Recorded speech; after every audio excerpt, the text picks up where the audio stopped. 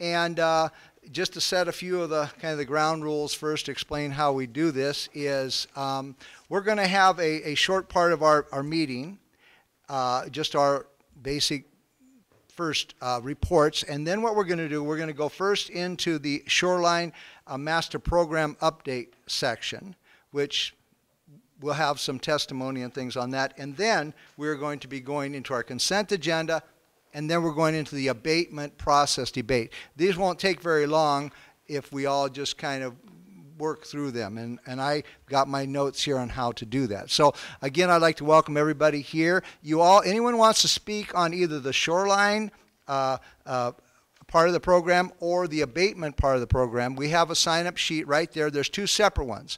One is for the abatement subject, and the other is for the shoreline.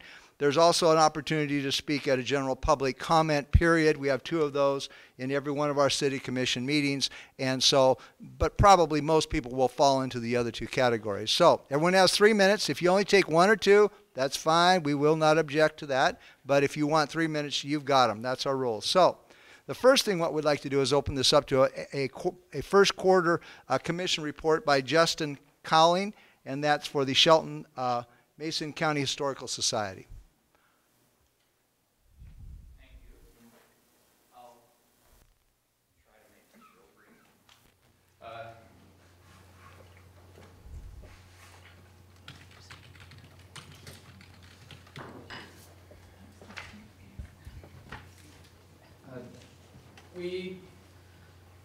It's a regular first quarter. I don't think anything too big or too exciting. It's for the most part we've had just over 1,000 people come in through the doors, and that's average, maybe slightly above average, but not too much for us in our first quarter. As you know, now's the time, now's the tourism season, now's when stuff starts happening. So we've been working on our website quite a bit, and that's growing in popularity quite a bit. Book sales are way up these last 8 or 10 months, and we've had that more than ever before. We're selling a few $100s of books online, and that's been a great way to publicize everything that we're doing, and sales and reaching more and more people. I've been pleasantly surprised with how that's going. The other two big things coming up in the second quarter that we've really been working on is, one is our car show, which will be June 30th this year. It's the last Sunday in June, as always, and that's always a big draw, and we're expecting exactly the same, not better, bigger and better every year is what we're hoping at. That's our big fundraiser. The other thing that we're working on, Jan Parker, is a walking tour, a historic walking tour of downtown. And that's going to hopefully come out the end of this month. There's a few, we're getting quite a bit of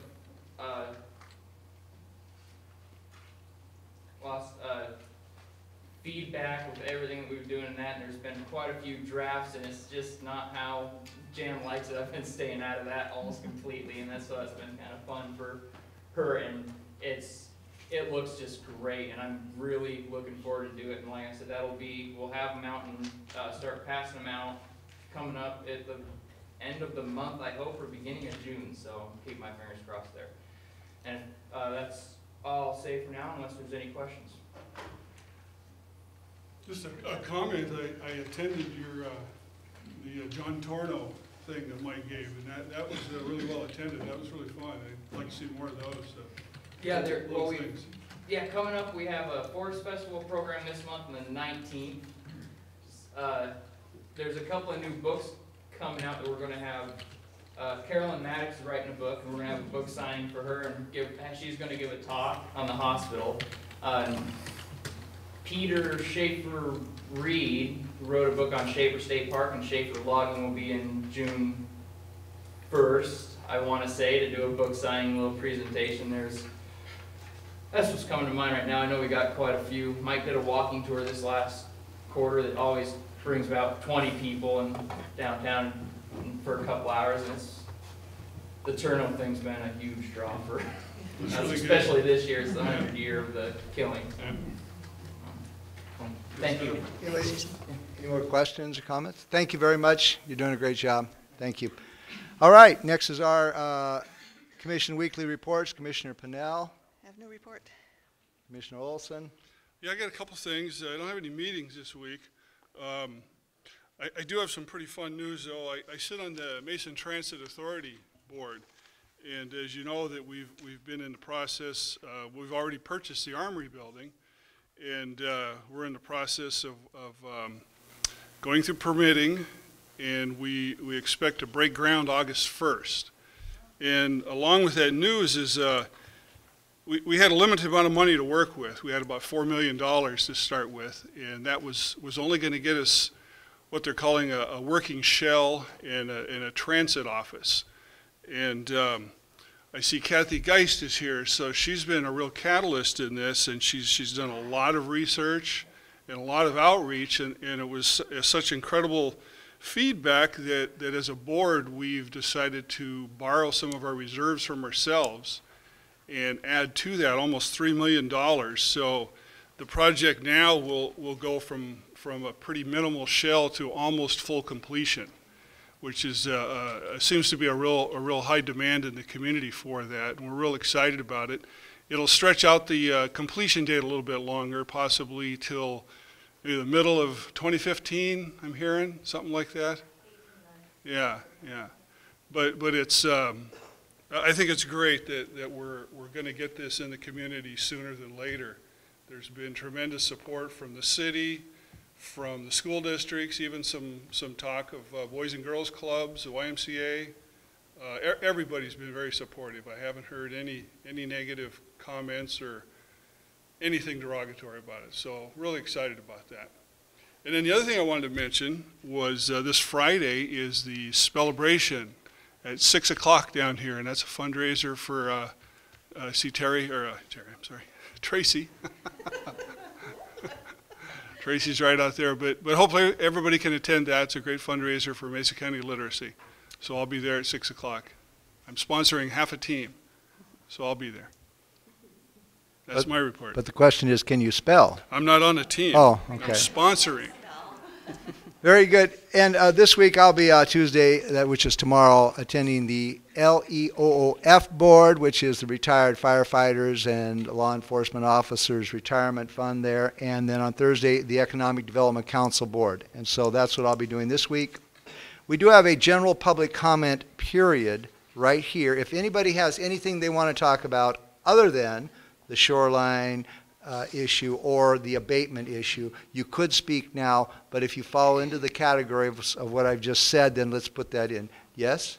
I would like to speak now. Okay. I think someone else was signed up. Did you sign in? Of course. Okay. Then come up and speak.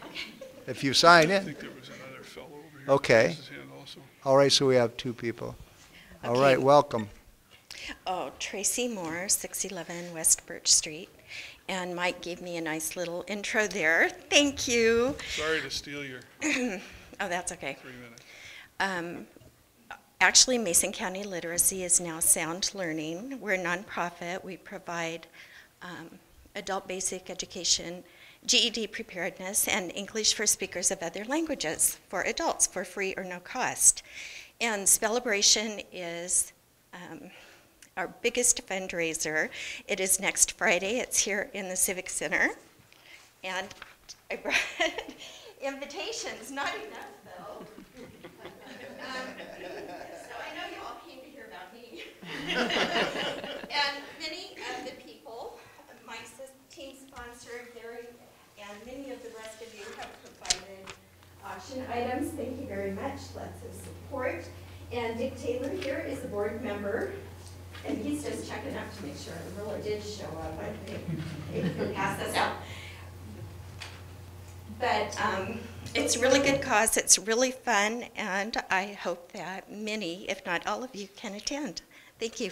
Thank you very much, Tracy. Anybody else like to speak now about something other than, come on forward if you sign in.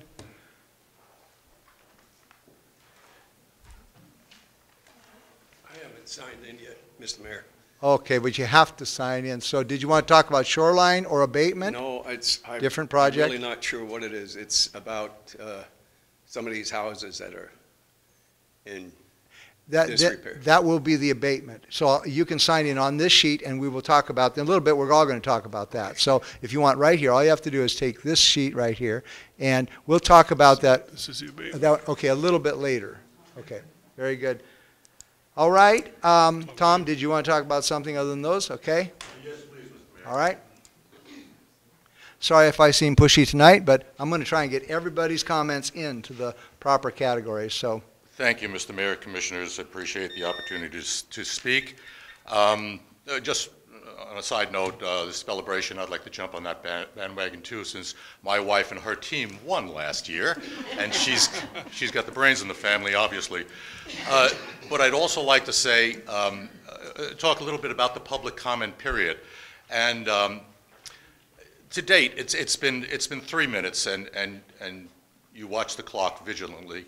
But at the same time, it's very difficult to get your point across. Sometimes it takes a little longer than 3 minutes. And I've spoken on this a couple of years ago, and it's been a kind of thorn in my side. Of course, I choose tonight to speak on this when we have a whole chamber full of people. Normally, there's just 2 or 3 people, and that's the point I'd like to make. If there's only 2 or 3 people speaking, and if they're not babbling, and they're not intoxicated, and they have a point to make, then it would behoove the commission to hear their full point with the supporting elements of that point. And I would ask only that you use the 3-minute time limit as a measure that, without being a hard and fast concrete rule, we can hear the timer go off. That's our signal, maybe to wrap it up in a minute or 2.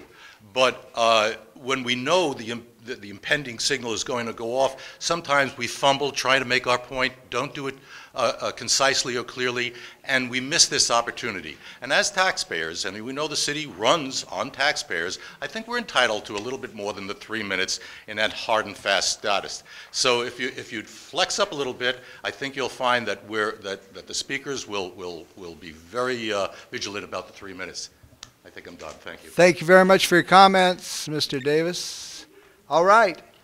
I think at this time what we'd like to do is continue a public hearing that we started, I believe, last commission meeting or the one before that, and that's on the, it's going to be the Shoreline Master Program update. So we're kind of stepping out of our regular meeting into the continuing public hearing, and we are going to be having a little update by, I believe, our senior planner, Jason Does.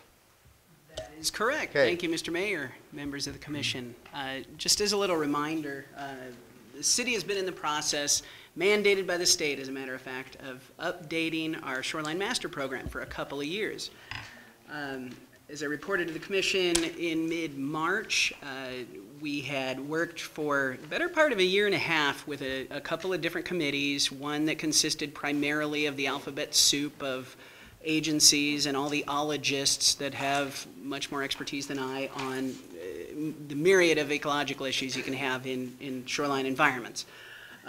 We also had our Citizens Advisory Committee that met for over a year and a half, I believe, had 17 meetings that looked at draft regulations. All of this occurred prior to what we presented to the commission in mid-March.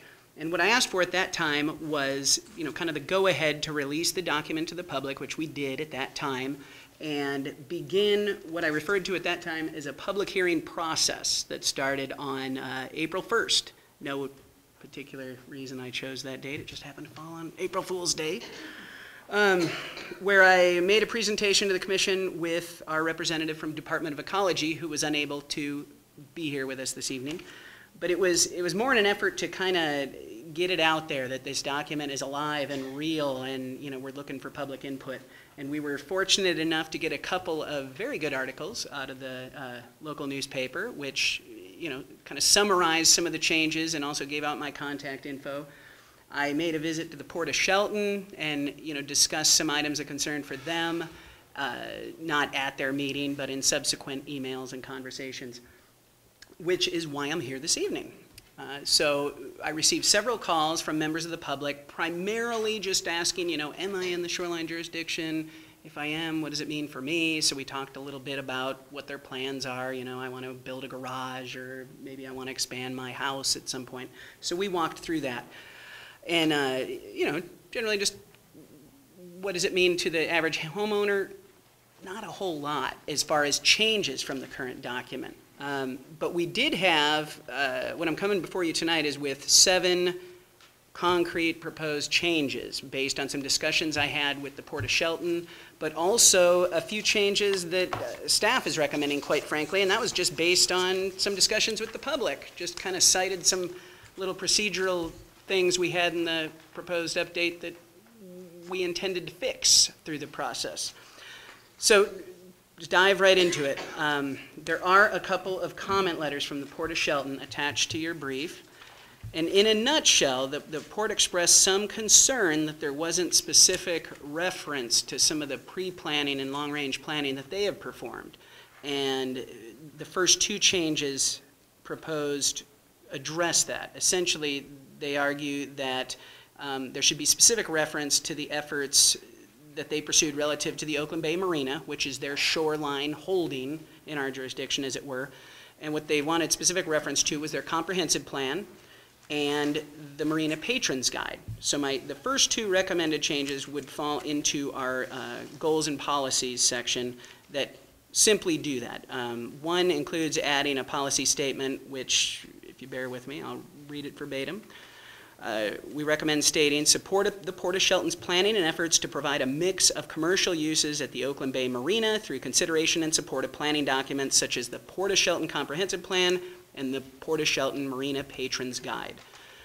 The second one would be in another portion of our goals and policies, which speaks more to the recreational aspects, says support the Port of Shelton's efforts to enhance the Oakland Bay Marina through the consideration and support of planning documents such as the Port of Shelton Comprehensive Plan and Port of Shelton Marina Patrons Guide. And basically it gives some credence to the fact that, you know, they are a public agency and they are doing planning for their facilities. So it may aid them in, the way I see it, primarily in getting funding in the future to do some of their envisioned expansions out there, going for grant funding, as it were. The next one is a little, it's kind of a new use that popped up within about the last year. And to try to condense it down, essentially what we're seeing at the marina is a desire for some of the boathouse owners to convert their boathouses to a mini shellfish nursery. And what that is basically putting these floating upwelling nurseries inside an existing boathouse. So to the passing motorist, you would see no change. But what happens is, a boat basically is removed from the boathouse. What's called an upwelling nursery is put in there that would grow shellfish from about 2 millimeter to 6 millimeter. Very minuscule little critters here. Fairly benign use. It requires a use permit under our shoreline program. Seems like a good fit for the marina to a point. And what I mean by that is it's elaborated upon a bit in our response matrix that I provided as an attachment to the report.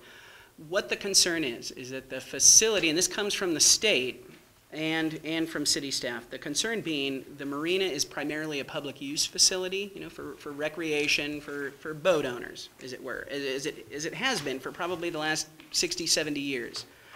The concern is, over time, the piecemeal erosion of that public use aspect. If you start converting from this strictly recreational use of a boathouse and bring it to a commercial use, you're removing that incremental public aspect of at least that slip. So, needless to say, where does that line get drawn? Is 3 an erosion of the public access? Is 10? Is 20? Is 25? These are the discussions I've been having for months with port staff and with Department of Ecology staff. And in essence, where we ended up landing on is recommending that in the master program we allow for up to 10 boathouse conversions to occur, period, at the facility as a permitted use in compliance with the aquaculture regulations. Beyond that, what I probably saying too much about it, I can answer questions if I've missed anything you might be thinking. it's kind of as a test case, really, because we weren't sure when we got the first use permit application about a year ago. You know, never in our wildest dreams did we think we'd see 2 or 3 more, you know, and another one came in about 6 months ago. Both of those have been approved.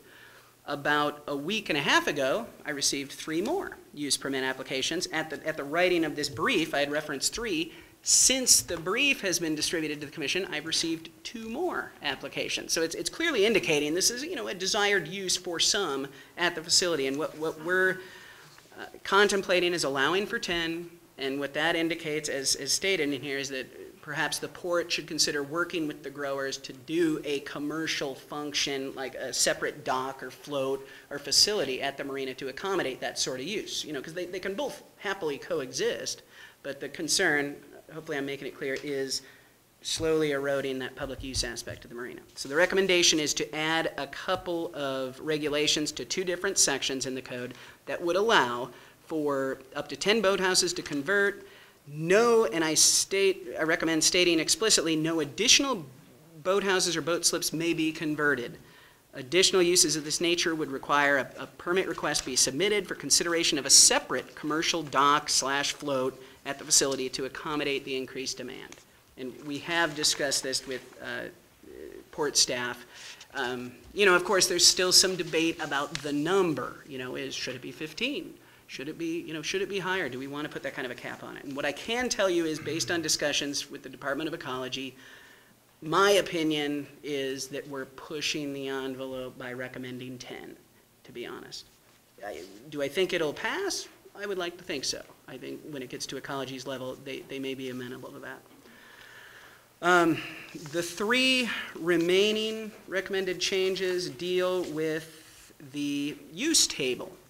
And in talking with a few different residents and business owners, I noticed a couple of things we didn't intend. They were carryovers from the existing program. One of which being along the urban Goldsboro Creek designation in particular. That doesn't mean anything to a lot of people here, but for location idea, this is the basically portion of Goldsboro Creek from 1st Street to 7th Street. If you're familiar with that portion, it's a very incised, steep, walled, quick-moving piece of water. Our current regulations only allow commercial uses as part of a mixed-use project that includes water-dependent users.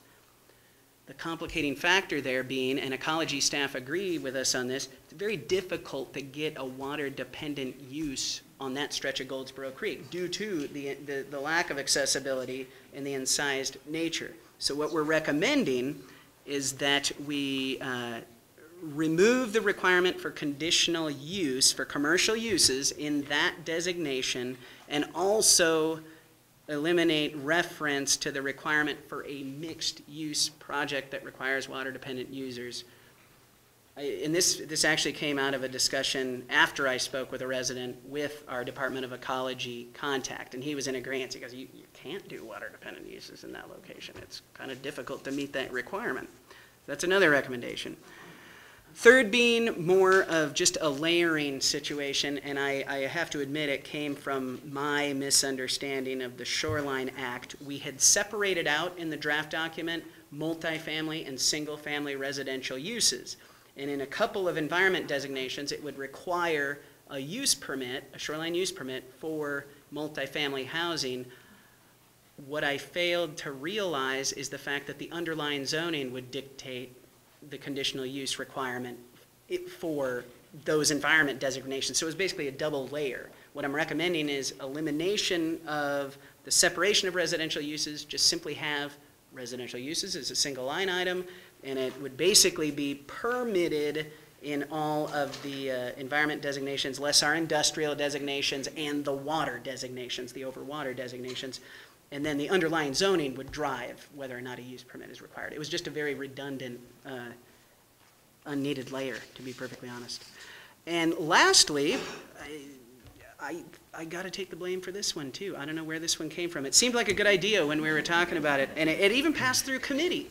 But I actually had a requirement for a separate permitting and review for utility lines. Now, in my mind, the intent was for main utility lines, meaning pump stations, transmission lines, water mains, sewer mains, these sorts of things that can have a huge impact when going through shoreline environment. But if you notice on the use table, we have a separate line item for major utilities that covers these sorts of things. So I'm simply recommending removing the requirement for above and below utility lines. That would be reviewed with the underlying permit. And what those are, the way it's written in the document, are basically the utility drop that goes to your house. It would be, frankly, quite ridiculous to do a separate review for that utility drop from an existing line. So, notwithstanding input we might receive or questions the commission might have, if there isn't anything I can address at this meeting, I am actually recommending that the commission allow me to return, basically, I forget what date, to the May 28th meeting to introduce an ordinance which would be the first reading and start the process to locally adopt our Shoreline Master Program with these recommended changes. So I would welcome any questions or input. Yeah, before we comment, we do have, this is a public hearing, so this is opportunity for the public to speak on this before we speak. And actually, I have Rose and I, one, if you'd like to speak towards this one, or are you concerned with the abatement process? This was for unrelated matter. Unrelated matter, to either one of these. Yeah, I could do it now. I just want to ask a question. It's about, I'm not sure. What? If it's not concerning shoreline, let us finish this process, and then I'd be more than happy okay, let's finish this process because we're in between meetings here, okay? Now my fellow commissioners might have a comment or I think there's a... shoreline? We want to talk about shoreline? Is that what we want to do? Okay, we have to sign in, name and address, and we'll hear you first. Please.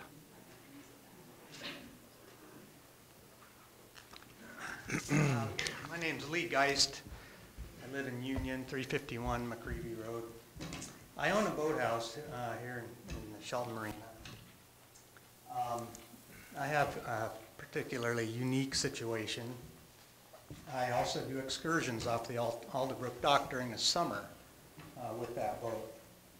So I have an empty boathouse during the summer. So in an attempt to rent it to a boat owner, nobody came forward. So I contacted one of the shellfish growers, and they are real happy to rent my boathouse for the 3 months that I'll be on the canal. I think that's, Jason's got it right in limiting it to a certain number, but I also want to maintain that it's a recreational marina. And, geez, maybe at some point I'd like to rent my boathouse to a guy that wants to rent kayaks out of it. Oakland Bay is, what a great tourism draw to use a stand-up paddleboard or kayak or rowboat. With that new park up at the other end of the bay, it'd be perfect. But I want to make sure that we aren't just talking about the oysters here. We need to talk about all commercial activity down there. We have a tugboat in the marina. I just want to make sure that we cover all the bases here. And the shellfish industry, it's one of the greatest producing shellfish areas in the United States, right here. So I think as far as tourism goes, maybe we can promote that a little more and figure out a way to keep all of these entities working together in a public marina, and let's push tourism a little bit. And your real name is Captain Lee, right? I go by All right. Captain Lee. There you go. Thank you very much. Okay, any other comments on the shoreline? Sign and come on up to the microphone and please give us your input on that. Hi, I'm Jane Kalia. I have a boathouse. I have a boat.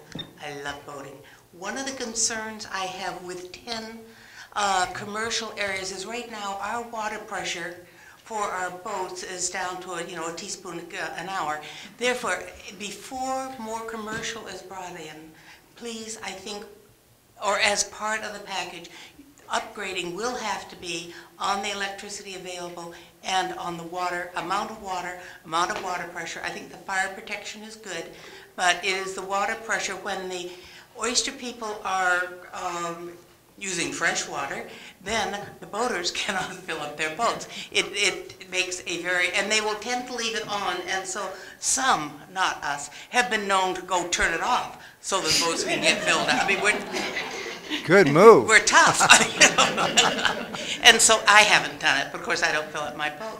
But anyway, this is one area that you may not be aware of, is that in order to have commercial successful and private or recreational successful, you will need to upgrade the utilities. Mm-hmm. Very good. Thank you very much. Anyone else? Mr. Davis.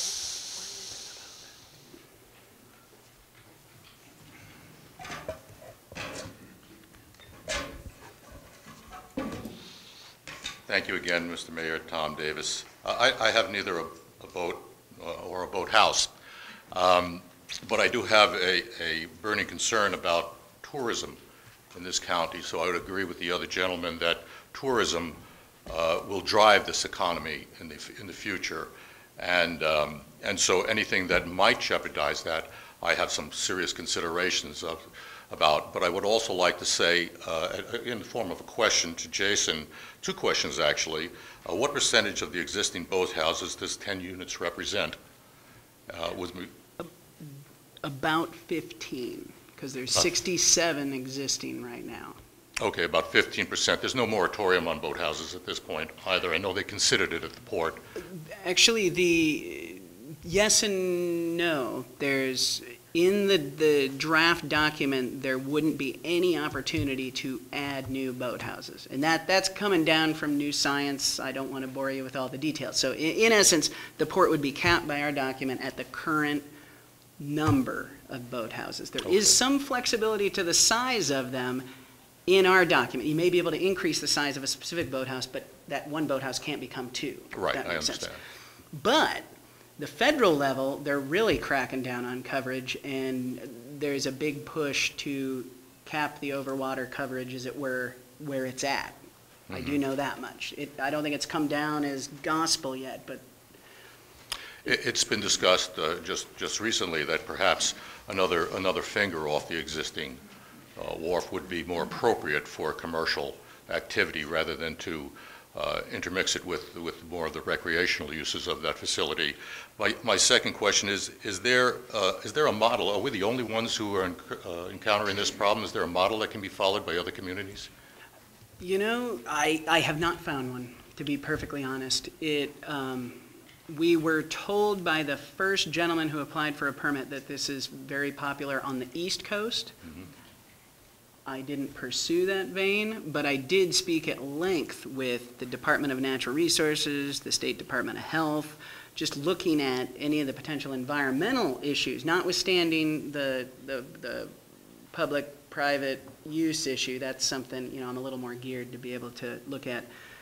But from a Department of Health standpoint, Department of Natural Resources, which they're the regulating agencies that look at not only the health of the critters, I don't know what else to call them, while they're in the nursery, but also what happens to them when they're planted off-site. Right. So, and there were no concerns. They actually saw it as a potentially good use. Again, to a point. You know, the intent is not to wash the marina of public use, and, you know, that's the hard one. Well, all ideas carried to extreme become bad ideas. At some We are point. over the 3-minute limit here again, Tom. Sorry. You're into 6 minutes. I wasn't speaking, I was listening. Right. Doesn't that get subtracted from my time? Yeah. No, you already got 6 minutes. I think we got 50 people all wanted their 3 minutes. You got Okay. 6. So Well, if you I'll could see. finish up quickly, thank you. Well, just my last comment is that Latimer's Landing is used by the shellfish industry also, and we spoke about that. And they use it to a great extent. And at some point, and I guess that is my point, does it impede tourism? So that's the thrust of my point, and I'll see you in a few minutes. Thank you. Thank you very much. Okay, moving right along. Anybody here also want to speak to the shoreline issue? If not, any comments from my fellow commissioners about what we are involved in here? Just a quick comment, Jason. I appreciate the work that you've done on this. I think you've really tried and been successful in making this as flexible and user-friendly as you can, so I appreciate you doing that. To this issue specifically, I am a former boat owner and boathouse owner and for a long time, and it's been my experience that the private boaters and the commercial folks have gotten along just fine down at the yacht club and the marina. And I would hate to see that balance interrupted or pushed over the line. I guess, I mean, I don't know enough about the upwell systems to know whether they're environmentally okay or not. If EPA says they are, then I guess I will defer to them. But I would hate to see that proliferate to such an extent that it takes over the existing private usage. Boathouses are at a premium right now. And 15% of the available boathouses is a pretty hefty percentage. I don't know enough to know whether folks are, whether there used to be a waiting list a mile long for folks looking for boathouses. Not sure if that's the case anymore. Okay. So taking 15% out of that mix doesn't make a whole lot of sense to me. So if it can be put onto another finger, another pier, whatever, then that seems to make more sense. Because for tourism, I mean, visiting boaters are as much a tourism draw for this area as shellfish growers, really. So again, I would hope that we could come up with a plan that would be beneficial to both, and that really has been the norm up to this point. So, I mean, if I could respond to that, just a little, I'll keep it short. I understand there's a lot of people here for something else. 50 people, there you go. You know, I appreciate your concerns, and that's the balance at a staff level we've been trying to provide, because there have been some extensive discussions, I'll just leave it at that, about what the appropriate number is. You know, should the whole facility be able to be converted? And from a city standpoint, the answer we gave was resoundingly no. You know, we're trying to be flexible, allow for a mix of uses, and, you know, the ability for this to be kind of a test case, as it were, because quite frankly, I didn't telegraph this. I didn't think it would be this much in demand. So yeah, it is getting a little concerning at this point. Right. To be honest. So I think the cap is good. Yeah. I like that.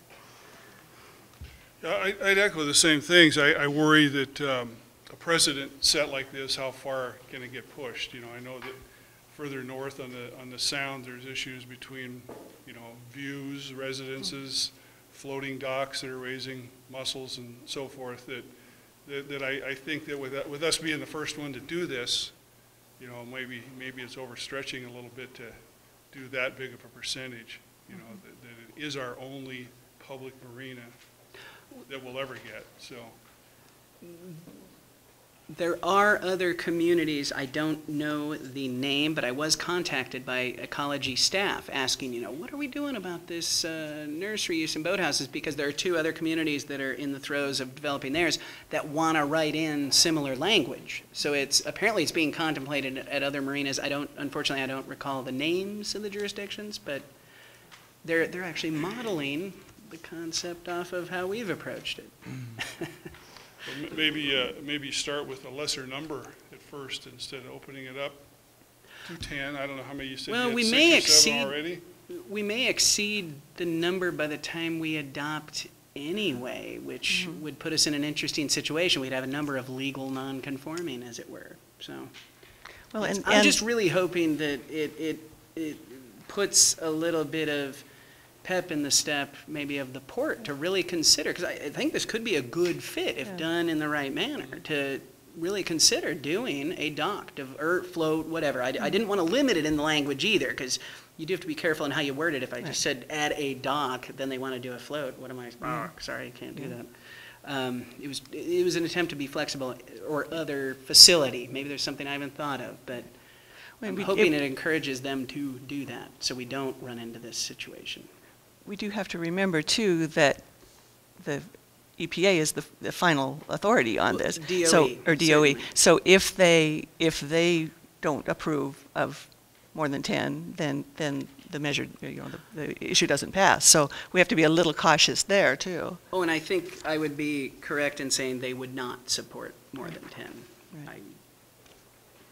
So it appears, because I talked to you a little earlier, and I thought that the 10 number sounded fine with me, but I was concerned that it was more than that, because that is a place where people want to dock their boats. And the lady brought up the issue of the water flow. I mean, if you had even 10, and if somehow they all wanted the water and there's no water for someone else, can that water supply accommodate 10 of these?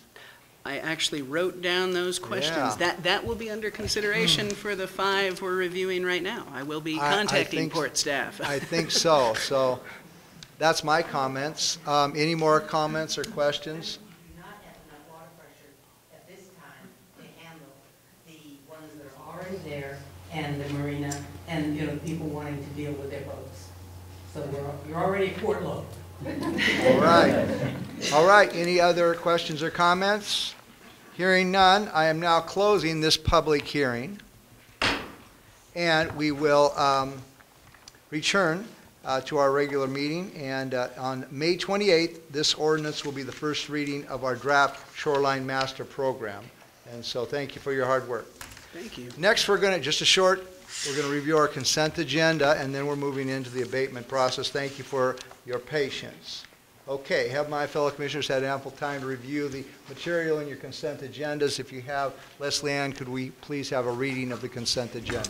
Consent agenda, vouchers numbered 80831 through 80880 and 80882 through 80933 in the amount of $630,039.85. Manual warrant numbered 80881 in the amount of $4,693.02 to Key Bank. Commission meeting minutes from study session of April 8th, 2013, business meeting of April 15th, 2013, study session of April 22nd, 2013, and study session of April 29th, 2013. Is there a motion to approve the consent agenda? I move we approve the consent agenda. Second the motion. There's a motion and a second to approve the consent agenda. All those in favor signify by saying aye. Aye. Opposed? The motion passes. All right. Under new business, actually under old business, item number G, we have a briefing by Mr. Steve Goins. He's our Economic and Community Development Director, and this is what we are here, a lot of us, for. So the stage is yours. Absolutely. Podium 2. Thank you, Mayor and Commissioners. We have a PowerPoint here, and just as a kind of a precursor to this, we've discussed abatement strategies off and on for a while now. We adopted a policy that allowed us to proceed with an abatement, as you're aware, on the building by the library. Back in April, I presented a proposal that's an expansion of what you're seeing tonight, and under consideration of trying to convey the information you need to help you make a decision, along with the length of time this meeting might take, and the unfortunate circumstance that a number of folks may not be aware or didn't benefit from seeing the last presentation. I tried to take that in consideration. There are 5 elements to this strategy. I am probably going to spend more time on the rental unit license question because I think there's a lot of interest in that one. That's not the short shrift, the other elements that are part of this larger strategy. So with that said, I just kind of want to, again, just kind of set a lay of the land here. We had a list that we prepared. We called it the top 10 list of structures that we wanted to consider for future abatement. I'll give you a review and update of that list, discuss next actions on that element of this. We discussed an ordinance that would help the city to deal with situations where folks have a lot of junk or debris or elements in the yard that are unsightly, maybe unhealthy. So we're proposing an ordinance change that would allow us to have the ability to enforce that and enforce it, I think, more successfully.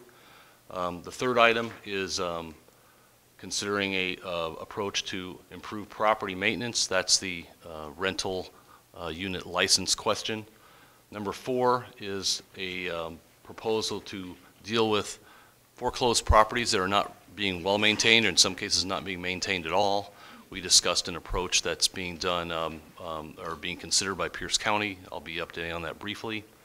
Number 5 is a proposal to hopefully promote redevelopment and investment through an abatement strategy.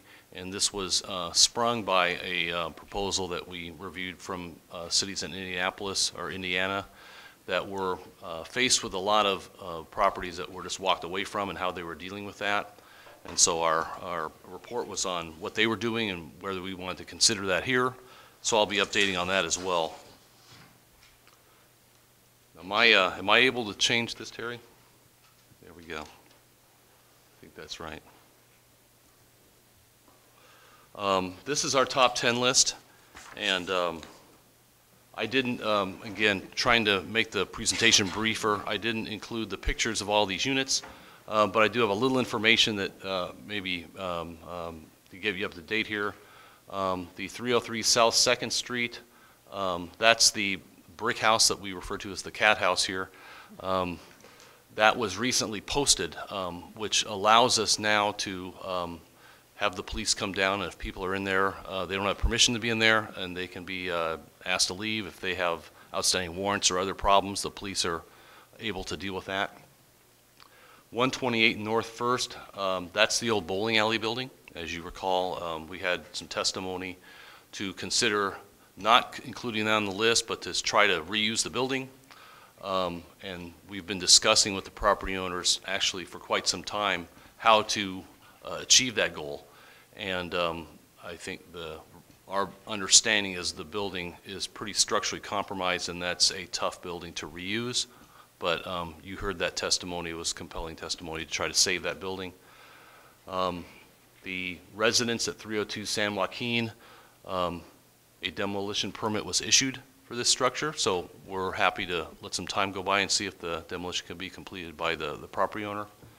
And number 10 is 225 West Harvard Street, and I understand that we have a local builder who has interest in making that a home again, and so we're happy to see that one come off the list as well.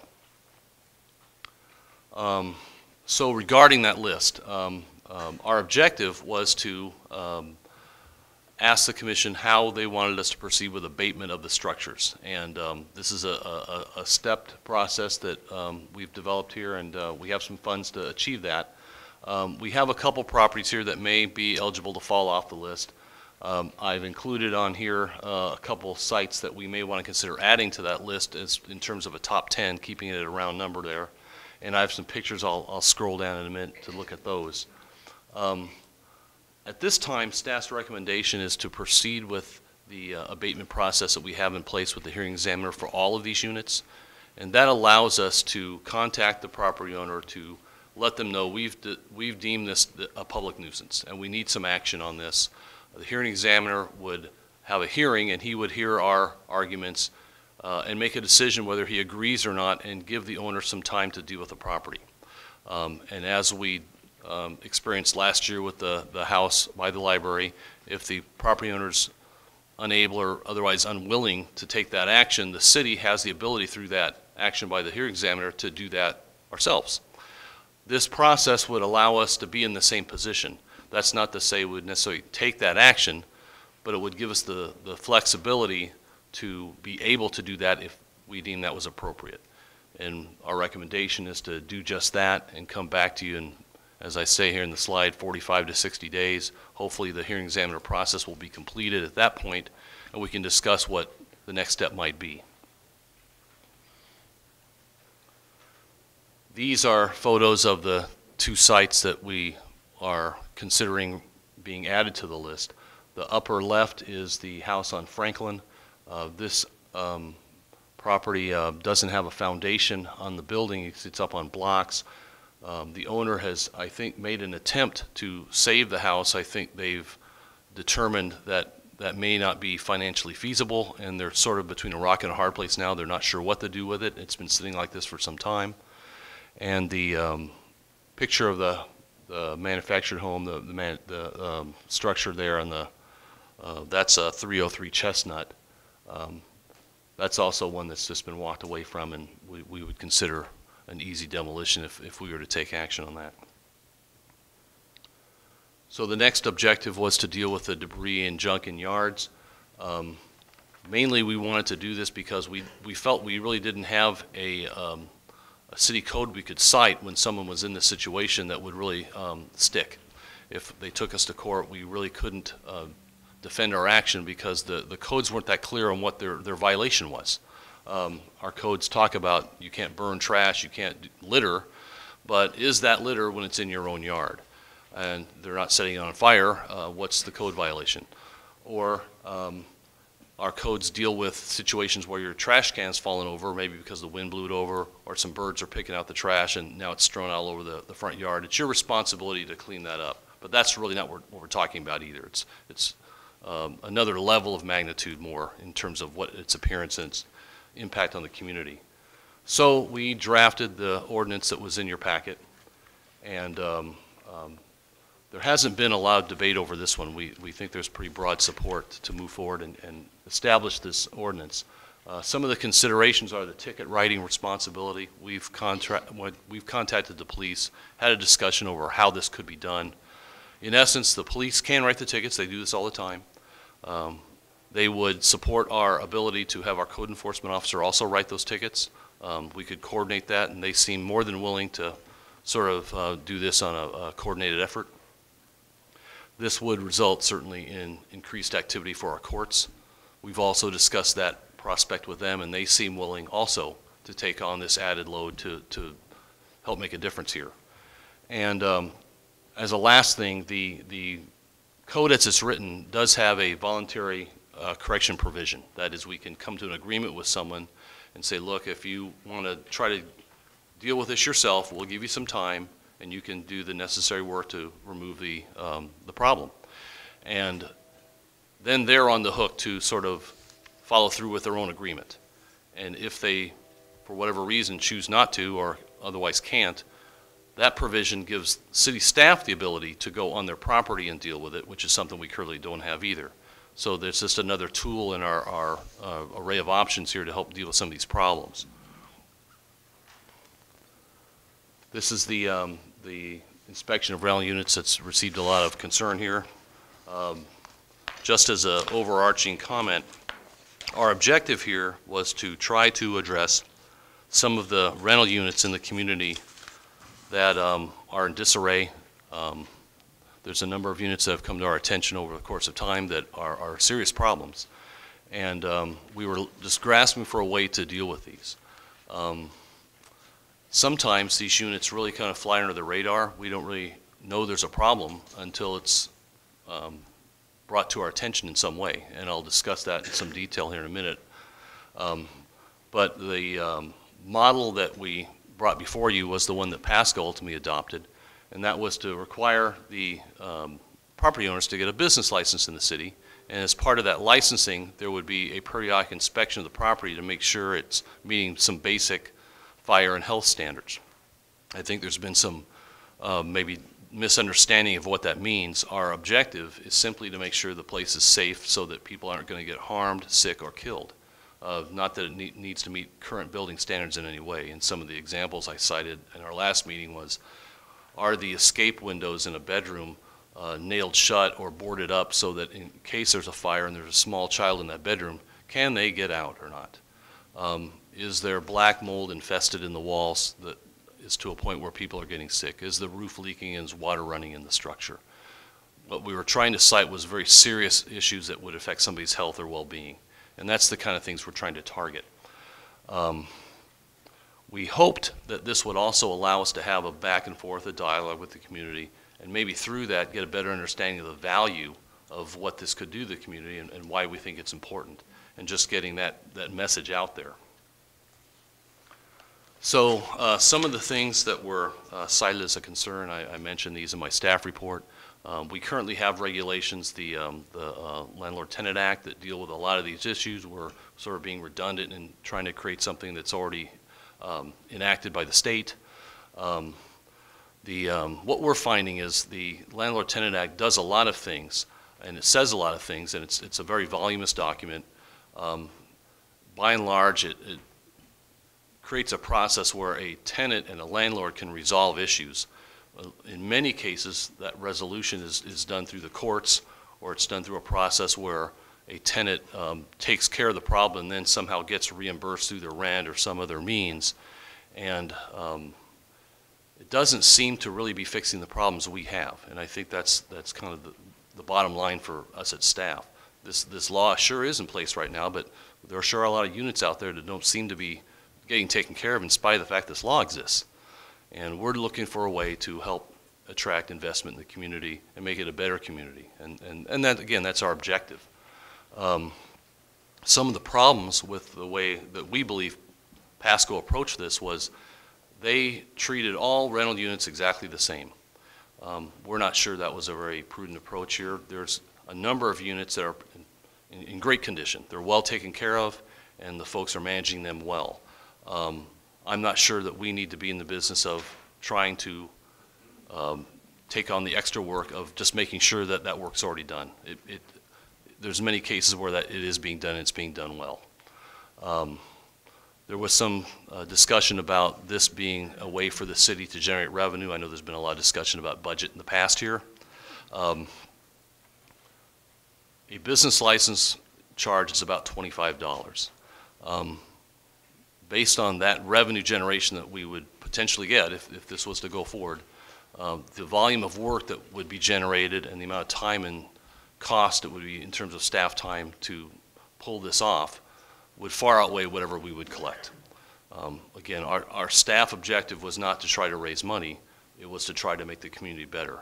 And we probably would do this at a loss if that's what it meant, if that's what it took to make the community look better, to encourage investment. I think Jason and I, Eric and others would be willing to work that much harder to make that happen if that's what you decide to do. But it's not certainly enough money to cover that cost. As we do this, we're sure likely to find a lot more units than we realize that need to be on this abatement list because they're really in shoddy shape. And that's more work too.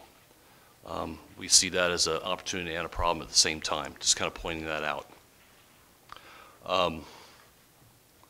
And that's part of the separate code enforcement issue. If we had a process where we required licensing, if folks aren't cooperative, then there's another code enforcement effort that goes into making sure that folks are following through and actually doing what they're supposed to do, getting their license, getting their periodic inspections, and that's more added work. We're not looking for necessarily added work, we're looking for an outcome. And the one that Pasco has is one of the few in the state. We think that it has some good points, but we think there's some points that may not be the best fit for Shelton. On the other side of the coin, there's a number of benefits. I think we could, through a process like this, be able to identify what the problems are, quantify the magnitude of the problem, and be able to start to address it. Folks that would be living in these rental units would, over time, be living in better units. That not only affects their quality of life, but starts to affect the quality of life of the folks that are around them as well. The process of having a periodic inspection might have intangible benefits to the property owner themselves. Maybe there's some illegal activity occurring in the unit that they're not aware of. Maybe it's not being taken care of. Maybe it's got a leaking pipe that's causing some structural damage and the renter hasn't been bringing that forward. This is an opportunity for them to find that out. We certainly think that this would stabilize and ultimately increase property values in the area. I'll kind of tie that into an example I've got here in a moment, but being able to start to raise those values has all kinds of benefits. And this, again, is just one tool to try to do that. And one of the outcomes would be increased investment in our community. We think that as folks see an investment or improvement on this property, they'll take it upon themselves without the course of regulation or other means to do the same thing on their property through a volunteer effort or because they see the value. We think this could spring a lot more activity in that way. We're confident that if this was to move forward, that a lot of local contractors would benefit because folks would be needing new roofs, new plumbing work, or what have you, and they'd probably call some local people to get that work done. So there might be some opportunity there to help stimulate the economy in some small way. I included this little case study, so I think it tells an interesting story, and parts of this story don't have an answer. It's just kind of the problems that we're dealing with here. This particular home is at 1622 Ridge, as you can see. Jason pointed out that from the looks of this, and it's true, it doesn't look like anything more than just your average home. It doesn't look in particularly disrepair. The roof's got a little mold on it, but it's got paint on it. The windows all seem to be intact. It doesn't look like something that would be a real problem in the community. This building was a real problem. Through some illegal plumbing activity, this space began to fill with sewage from the treatment plant under the basement floor while people were living in the unit. Pretty soon it started wicking up the walls, the floor was getting soft. There was an array of other problems that this created in the unit. The folks that were living here were getting very sick. Their plumbing started to fail, and they called us because we were doing work in Basin 5. They thought there might be some sort of relation between what's happening in their unit, how the plumbing's failing, and the fact that we were in the area doing work ourselves. So that allowed us ultimately the opportunity to come in and try to figure out what's going on. And that's when we discovered the magnitude of the problem these folks were living in. And one of the unfortunate outcomes of these kind of situations is we had to tell these people, I'm sorry, but we can't let you live here anymore. It's a health hazard. And they didn't know themselves why they were getting sick all the time. They couldn't figure it out. So this house now is inhabitable, and the property was in receivership. Actually, I believe the owner that had it, I think, gave it back to the person that they got it from, some sort of arrangement that I'm not I don't understand fully.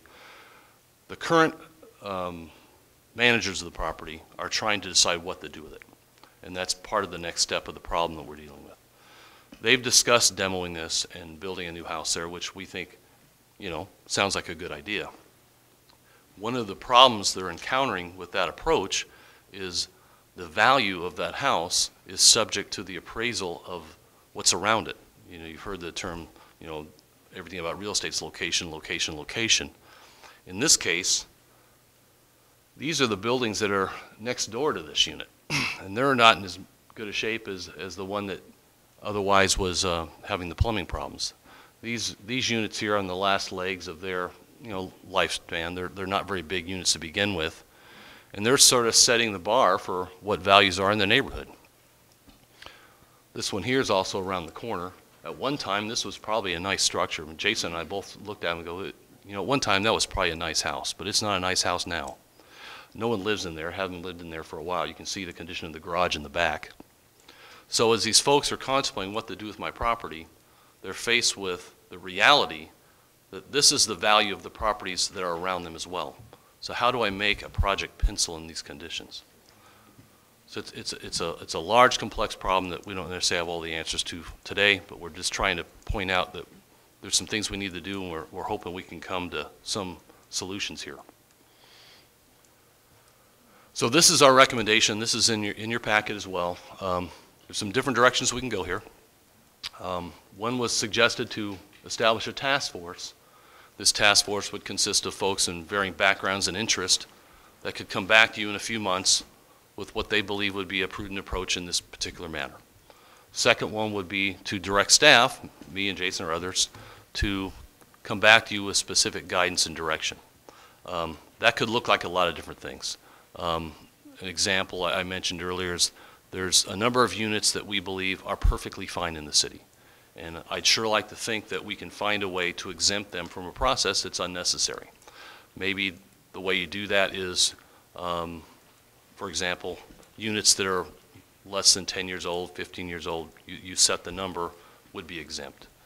Maybe units that are managed by a property management company that through a certification process or some process is making sure that all these measures are in place and we can verify that. Through that process, maybe we can exempt those as well. Maybe we find a way to narrow this focus down to the units that are the real problem, that are dragging down these neighborhoods and communities, and we sort of get to the bottom of it that way. Staff could come back to you with some sort of regulations that deal with that. We could move forward with something similar to what Pasco did and just try to treat everyone on an equal level and move forward and see how that looks. Or we could do nothing. That's an option as well. Option 4, objective 4 was the registration of foreclosed homes. Our goal, again, is to address this problem of lack of accountability and maintenance of these homes. I think Shelton has weathered this fairly well overall. There's cities that are in a lot worse shape than Shelton in terms of how many houses out there that are foreclosed and there's no one maintaining them. But they're out there, they exist, and part of the problem we have is there's really no accountability by these lenders. And that, to us, that's the struggle. If you want to have to get the weeds cut, if somebody's breaking in, you need to secure it. You're talking to someone in New York City who doesn't even know where Shelton is. And they could care less, really. What we found is Pierce County's trying to tackle this problem. And basically what they're trying to do is create a process where these units are registered. There's an accountability where they're aware of what these minimum maintenance requirements are going to be. They sign on to doing them, but there's a give and take that happens with the jurisdiction as well. One of those benefits would be, as this second bullet points out, is on occasion you might find someone who's not supposed to be in the unit in there. And maybe you're the real estate agent who's trying to find a buyer for this, or that you have a buyer that's looking for something like this, and you encounter this person that's living in this house that's supposed to be empty. And that can be a scary situation, could be a dangerous situation. With this measure in place, we would have the ability to have the police back us up when we say, look, we know there's no one living in here. We know there's no one here that has the authority to be in there. It's supposed to be empty, and get the person taken care of right away. Absent those measures, that can be a difficult thing to prove, and that's, I think, the obstacle the police often come to terms with is they don't have the ability to necessarily say, I can verify that no one's supposed to be in here. They're not representing the bank or something else. They make up some story. We've heard this before. This would also help the city in terms of being able to sort of be proactive on managing our water system. We've had some concerns about this for some time. These units need to be weathered. The way they do that can be done in a way that might harm our water system. Sometimes units put Freon or other antifreeze type of fluid in the system, and through backflow process that potentially could enter our water system. There's other things that could happen there that are problematic to us that we could avoid by having that in place. So our recommendation here is either to wait for Pierce County to adopt some language before we take further action, which I think would be prudent. I certainly am not suggesting that we get out in front of this. I'd like to see what someone else comes up with and evaluate it. Or, again, we could establish a task force and start to take this on ourselves. Again, I think in our case, there's jurisdictions that are in a lot worse shape than Shelton.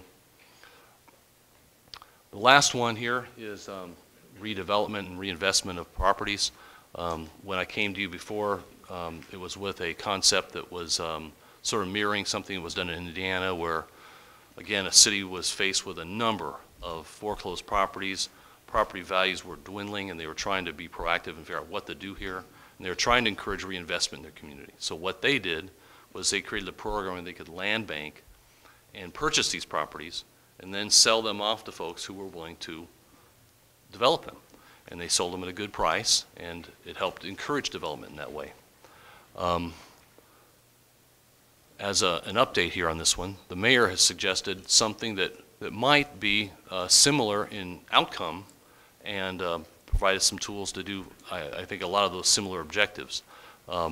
We currently have this abatement process that's in place now. When we have these derelict structures, public nuisances, that we have a process. We can ultimately come in and demolish it. But the mayor's proposal would be to take a little bit of a departure from that and to either through purchase or condemnation get the property in the city's hands and have the ability to sell that at fair market value to someone who is willing to develop it. That may include demolishing the building that's there if it can't be reused, but to set a time frame for which that would be done. So you ultimately have a roadmap to get you to removing the public nuisance or removing the obstacles that would allow redevelopment to occur. So in terms of this one, we have a number of options. I've discussed this with the city attorney, and by and large, we believe that the city is certainly on solid legal ground when you have a public nuisance to follow through with condemnation. But if you wanted a more articulate answer to that, we could provide that. We could expand this program to do something like the cities in Indianapolis were, or South Bend, Indianapolis were doing, where they were dealing with foreclosed properties that were just sitting on the market. That would be at your choice. You could direct staff to proceed with this now, or we could remove this and talk about it maybe a year or two from now, depending on what you choose to do there. I think that concludes my comments. Okay, thank you, Mr. Goins. We appreciate that. And thank you for everyone's patience that came here to talk about this. Sometimes it takes a long time to get to this section of public comment. I really want to give everyone here 2 to 5 minutes to speak. You've come here, and we have a list. If you want to speak, this is your opportunity. You own this city. This is your city, and your input is very important for us to make the right decision. So I think at this point we'll start the public comment process. And remember, we're trying to allow everyone to speak only one time on this issue. And if you want to speak and you haven't signed up here, we have the other sheet over there. They could start filling that one out too. Okay? So why don't we just go right down the list. Kathy McDowell?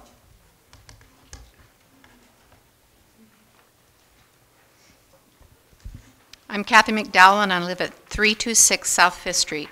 Hello, Mayor Krantz, Commissioner Pinnell, and Commissioner Olson. I have 2 words in my opinion that describes the permit process for landlords in the city of Shelton. Big Brother. Not at all a good idea, in fact, a very bad idea. I have 2 points to make on the subject of having the landlords get permits and then having the city inspector come into the home to inspect the rentals. First, Big Brother, 2 words I do not like to hear, but are seeing more and more of it across the board. It is a way of getting our government to invade the most private part of our lives, our homes. This is what will happen. The landlord gets a permit to have a rental. Then he has so many days before the city inspector comes in to inspect the house. The inspector comes into the home to inspect the wiring and plumbing, and soon finds other things that need to be inspected for the safety of the renter. Soon the bill is in the thousands of dollars, and it's on the landlord's dime. Do you not think if that happens there will be homes standing vacant? Then down the road we are wondering why we are dying as a city, because no growth. Put on the books with many regulations that are strangling our city growth as a city. I will end that statement with 3 words: no new growth. The inside fixed, but the outside still looks awful. People on the street are buzzing about it and talking. From what I see, we have more good landlords than bad, so let's zoom in on the bad landlords and leave the good ones alone. Please, let's be sensible and fair and put our heads together and figure out a different solution to this problem. Let's be creative. Thank you. Thank you, Kathy. Jim Throckmorton? I wind up being number 2 here. That's all right. The concept of improving the blighted houses, the bank repos, the ones nobody's taking care of, I think everybody here would agree that is a very worthwhile goal for this city. Implementing a landlord registration and inspection process. People in Pasco that I've talked to, I know landlords over there, hate it. It's very draconian. There are parts of the City of Pasco ordinance. I have the City of Pasco ordinance right here. It's only just over 2 pages. One of the inspection requirements is structural members that are insufficient in size or strength to carry imposed loads with safety. The only person that can make that decision is a structural engineer. That's thousands of dollars. If that's going to be required on every unit, and just the fee for the inspectors coming in, it can't be less than $200 per unit. I would guess it's several $100s per unit. I deal primarily with low-income residents. I have a number of units within the city, a number of it's hard for them to pay the rents they're paying now. They're all good people. They're trying. But if I have to raise their rents $20 to $40 a month to cover this, a lot of them are not going to be able to do it. You know, it's the goal is worthwhile. I don't know. This is not the solution to the thing. We have a lot of good landlords in this city. They take very good care of their properties, or at least reasonable care of their properties. To impose this on them, I feel is unreasonable. So, all right. I could go on. Yeah, I'm sure you could. Thank you very much, Jim. Appreciate it. Heidi McCutcheon. I have a letter I'd like to read into the record. Do you guys want a copy of it first, or? That's okay. No. Yeah, maybe Yes. No? an hour later. We'll take your word.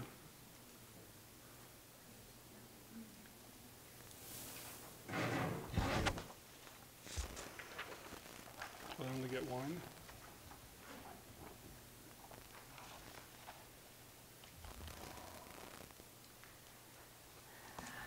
The Chamber has an increasing concern with the proposal to subject investment property owners to increased fees and regulation. So I'm submitting this letter urging caution as you consider moving forward. As an initial matter, we agree that it's in everyone's interest to ensure safe and habitable dwellings for renters, whether they are commercial or residential properties. However, we believe that the city has plenty of tools currently at its disposal to achieve this. It is, in fact, the function of the city's code enforcement division to enforce building and property maintenance codes. If a building falls under the appropriate regulation, the city should utilize the process of condemnation, demolition, and cost recovery. In addition to the tools already available to the city, landlords in Washington are subject to numerous statutes, including the Landlord-Tenant Act, which give tenants ample opportunity to make the complaints that must be addressed. Increased fees and costs associated with more regulation will undoubtedly be passed on to the tenants under this proposal. We do not believe that this is your intent.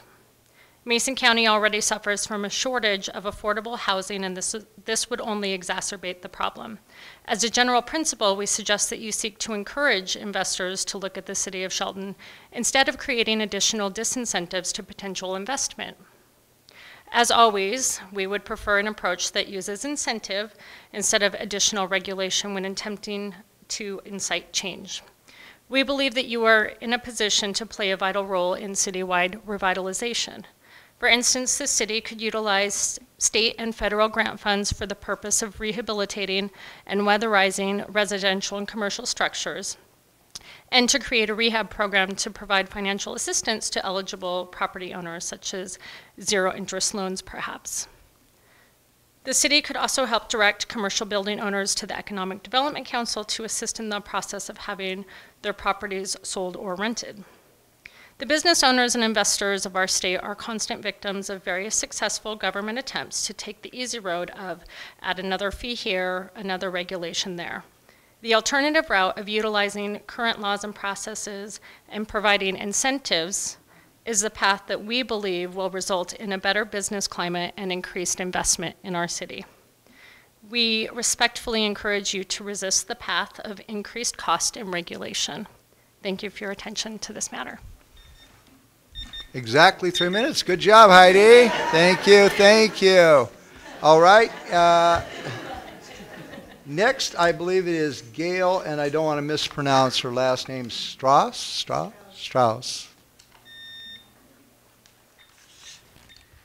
My name is Gail Strauss, and I live at 30 Southeast Mount Constance Court. And I came and talked about this issue at the April 15th business meeting. And I represent a different point of view. And I would like to commend Steve for the briefing that you put together. And what I'm concerned about, I work with families that are low income in Shelton School District. I've been doing this for 18 years. Conditions for families have definitely gone down in those 18 years. Why I want this addressed, and I don't want this issue dropped, is I'm going to refer to in Steve's briefing. There's a statement that says, in discussions with the community, a general comment was that this is an overreaction by the city to address a relatively small number of defective units in Shelton. And it goes on. I have issue with that because those kind of comments are not based on fact, and I have facts that are hardcore facts that we use to write grants.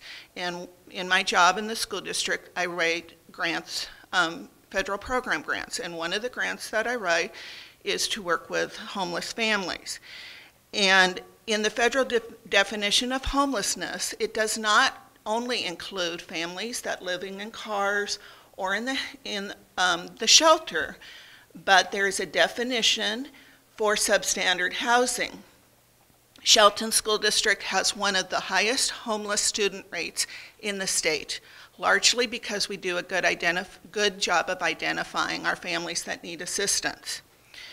And last year, we had over 450 students, preschool through grade 12, that were homeless under the federal definition at some point in the year.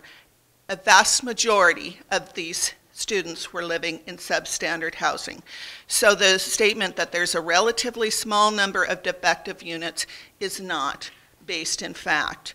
What I would like to see is, I do recognize this is a very complex and complicated issue, and I am very sensitive to the fact that we don't want rents increasing that displace the ability for low-income families to live here, because this is a low-income community, and I have data for 10 years showing the rate of poverty growth in this community.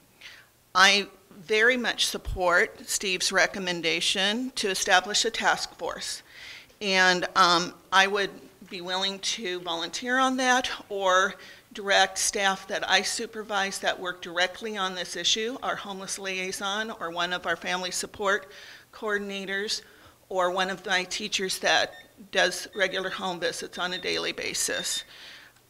It's not a small issue, it's an important issue, and I really disagree with that you would consider removing this from the abatement strategy, and I would encourage you to pursue this by establishing a task force. Thank you. Thank you, Gail. Next is, it looks like Deb Nielsen.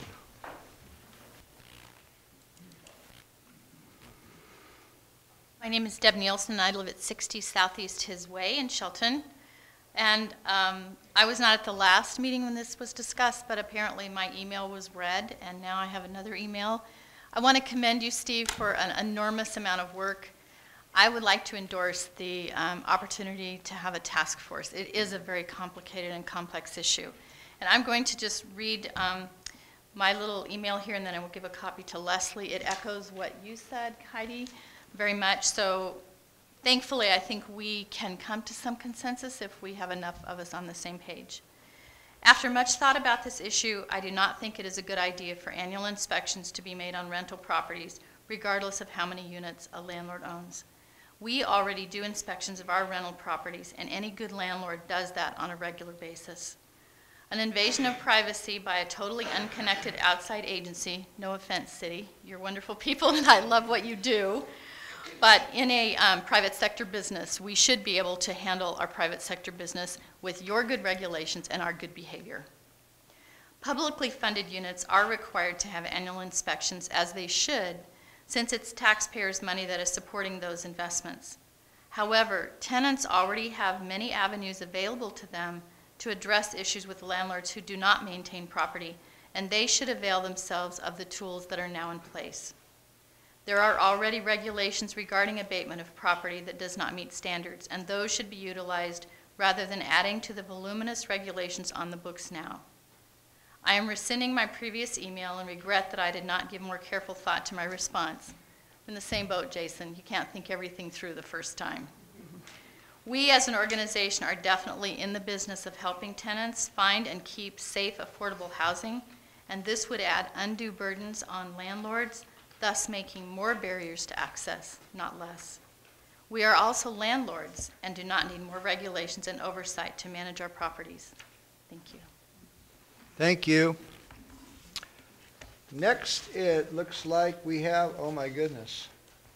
I can't read this at all. It looks like it might be Kim or something, I don't know. Mr. Olson, can you read that name right there? Kim Clint? Commissioner Pennell, can you? Kevin Cronquist? Is that Kevin? No, Kevin. That is, Holly Lane, that's Kevin. Kevin? Kevin, you got one of those unique, we didn't ask you to sign a doc. Man, we thought you was a girl, we didn't know. Well, look and see, is that Holly you? Lane, that's you. Holly Lane, yeah, well. A little bit of humor there. Kevin has a fancy signature anyway, so okay, sorry about that. Well, yeah, I just get that way, but I think this abatement program and everything that Steve's put together, I think is great. I would like to see the city get cleaned up, and we have some bad units out there in quite a few different places. And I have to say that I agree with a lot of the people that have already come up and brought their concerns and everything. Heidi and Kathy, I think, and all the rest of you guys with the Big Brother and all those things. I think that I have a little bit of a problem of business permits for everybody for their rentals. And I think that it doesn't seem to me like it would be very cost effective with the model that you're setting up. I think it would be more cost effective if they worked with the rental companies that are already doing those inspections and doing those things. And he brought that up, but I think it would be a lot more cost effective to do that. And I don't think that we need business licenses to do that. And I think that business license, once you bring that in, who does need a business license and how are you going to police that? And does Lee need a business permit for his boathouse? You know, he's going to rent it out. And so what does? I'm just bringing up all those concerns. So, yeah. But I just think that a lot of things is going to come to what is a renter and what is not a renter.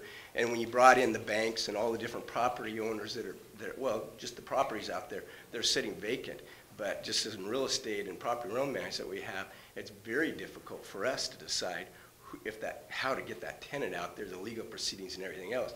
And dealing with the banks, I don't think you're going to get some of those banks to do what you want them to do no matter what. And they're going to do it their way because they're doing it the same way in 50 states. And they're not going to change it just because Shelton wants to change those things. So I would just like to see building permits not in there. I think if we could just go by and have formal complaints on properties, if those properties need addressing, it would give us more teeth as property management to deal with these people if you gave us the teeth to do that. And I think we could all work together and make Shelton a cleaner property, a cleaner town. Thank you very much, Kevin. All right, next on the list, I can say Tracy Moore. You already spoke? Spoke, sorry. Hey, we're moving right along. I was going for a 4-hour meeting tonight. Looks like we're going to wrap her up in 2 hours. Wendy Allen.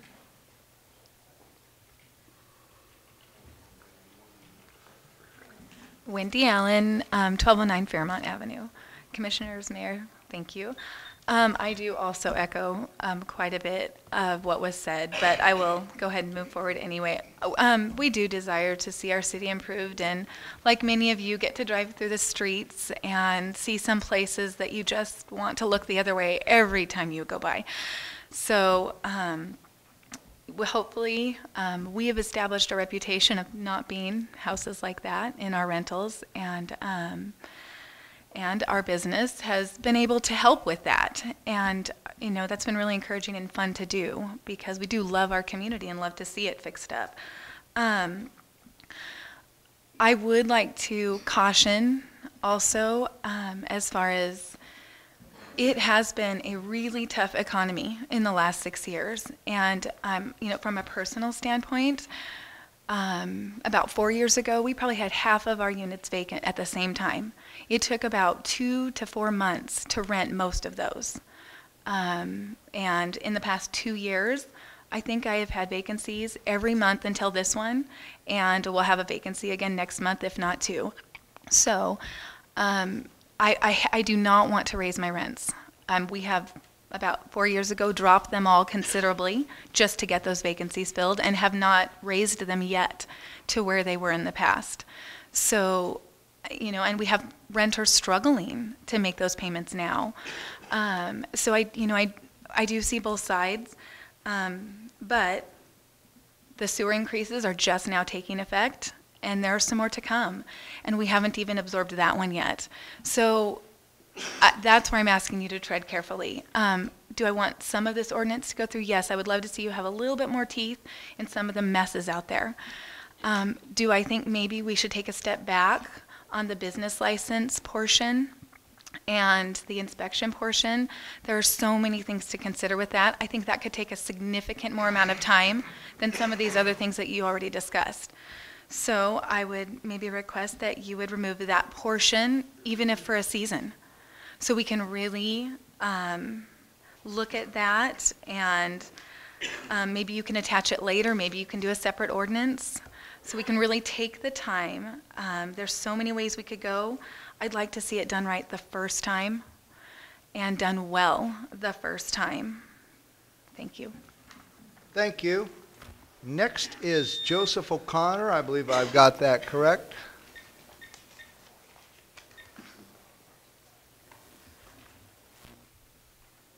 Mr. Mayor, Commissioners, I've got a problem. I've got a house up on the corner of Washington and J Street. Thank God for code enforcement. They have come up there and taken pictures and stuff like that, and was able to get some of the brush cut down that was as tall as I was. This was last July, and the person that owns the property is a real estate agent. I don't think it's fair or just that someone like this can leave this property go in such disarray. All the windows are broken out of the house. There's no floors in it. The wiring's all been stripped. We've had transients in and out of there. We've called the police numerous times. And I've lost 4 sales on my home because of this property.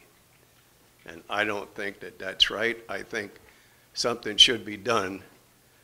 And that's why I'm here. Hopefully you can help me in my situation. I've had to lower the price of my home. The people have really liked the house. They said, nope, this place looks like a drug den on the corner. I don't want to say who the real estate agent is that owns it, but I really do appreciate your department, what you have done to help me get the place cleaned up. We were so worried about fire up there that even the neighbors were coming over and cutting the grass. It's right on the corner of Washington and J. I believe the address is 231 J Street.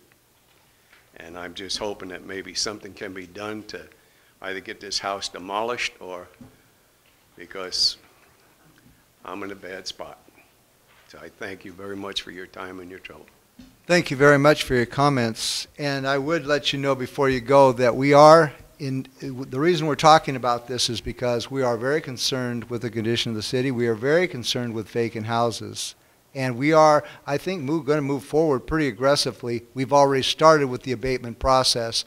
And so, you know, I think we are concerned about that. So I appreciate your comments. Thank you, Mr. Okay, Mayor. thank you very much. All right, next is Richard Beckman.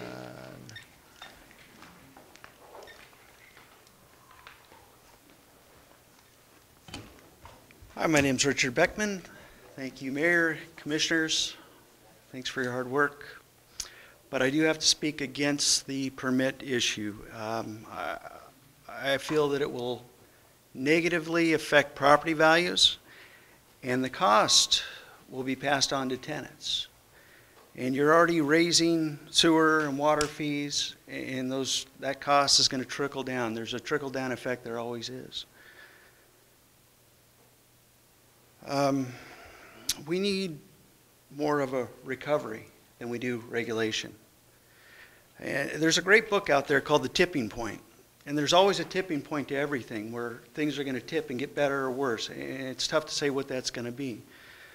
But if you take a look at most of those homes that are on your top 10 list, I bet the roads are in pretty rough shape in front of each and every one of those units. Now, I know the city's been doing a great job on doing the sewer lines and the basins and doing the roads as they go. But there's a tipping point there. And if the city might lead the way and fix those roads and those communities, people are going to take pride of ownership. They're going to fix up their units. I've got a few other ideas, you know, maybe stop charging impact fees and let's create jobs. Jobs are going to basically create a demand for property. Demand for property increases values.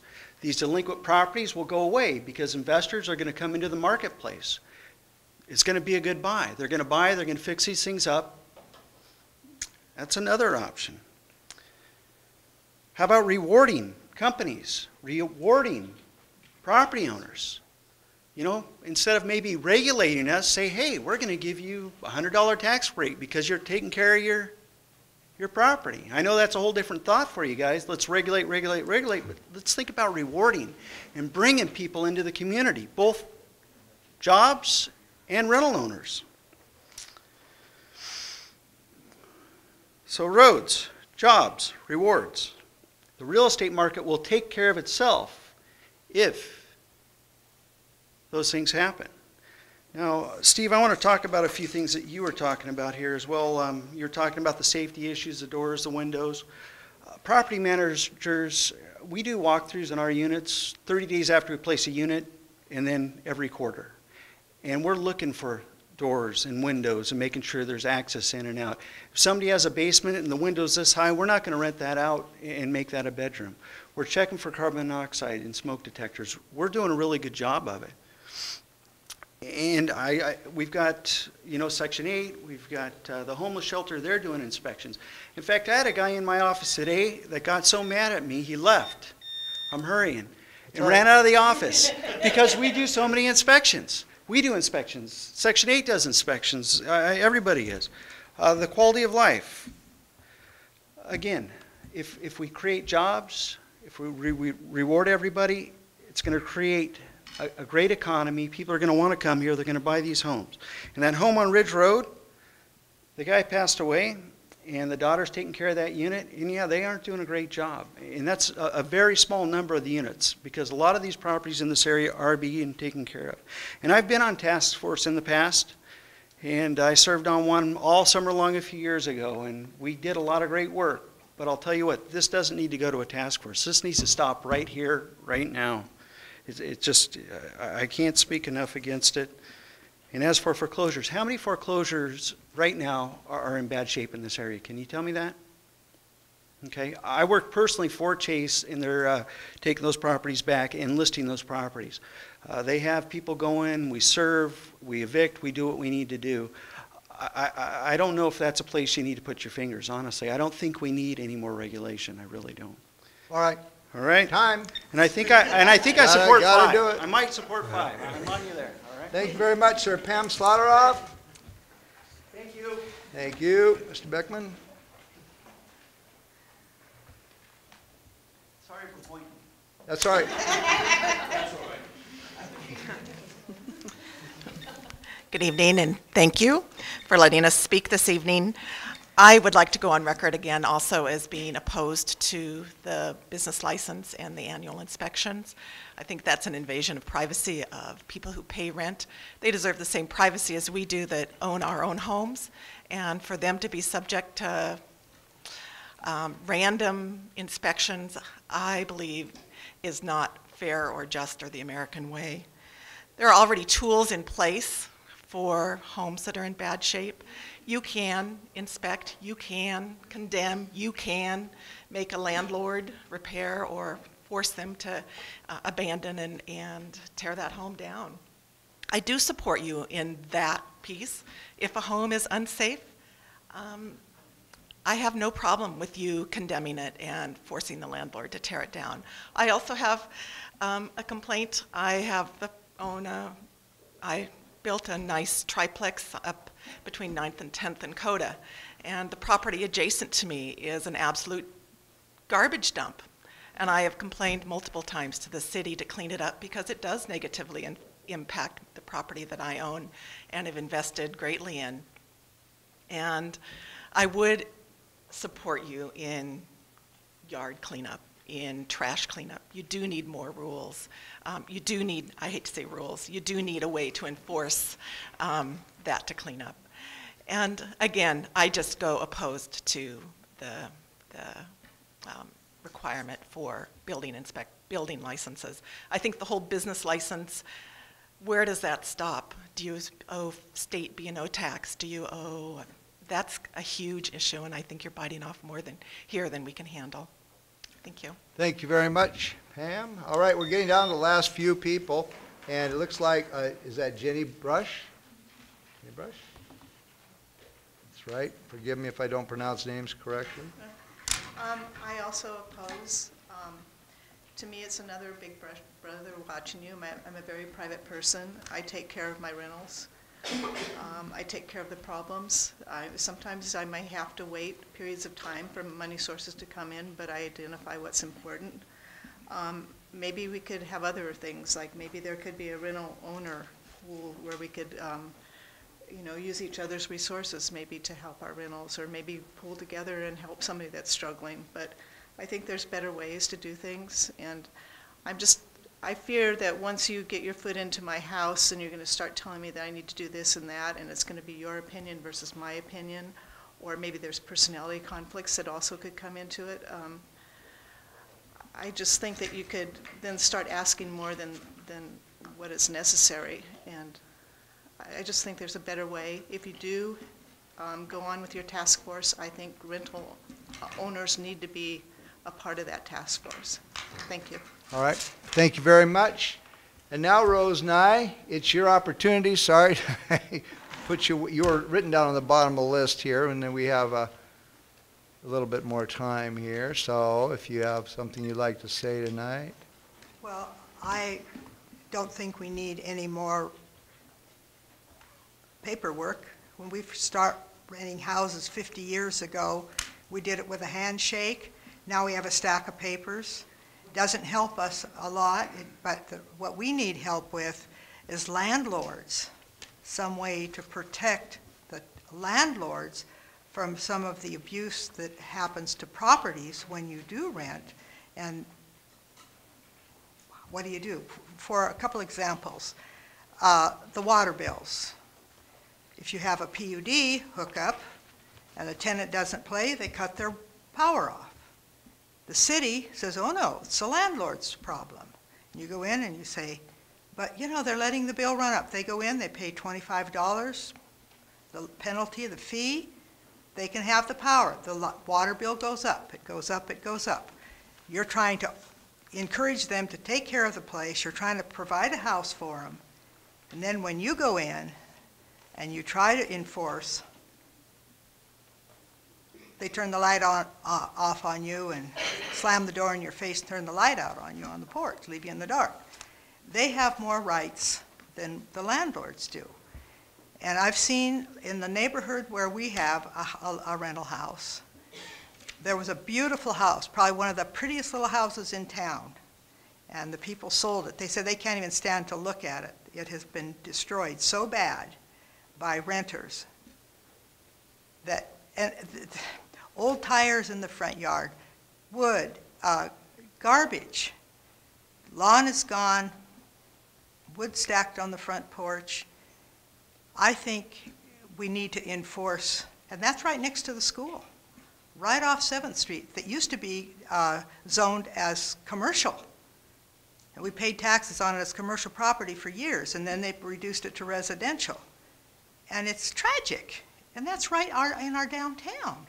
So I would like to see, rather than more restrictions or more regulations against the landlord, is the help. Whether this ordinance would help, I don't think so. I think we need enforcement of help to make the people living in these units not have 10 or 15 people living in a unit. And I guess that's all I have to say. I just would like some help as a landlord. Thank you very much, Rose. Appreciate your comments. Okay, if there's anyone else that has not spoken, that would like to spoke.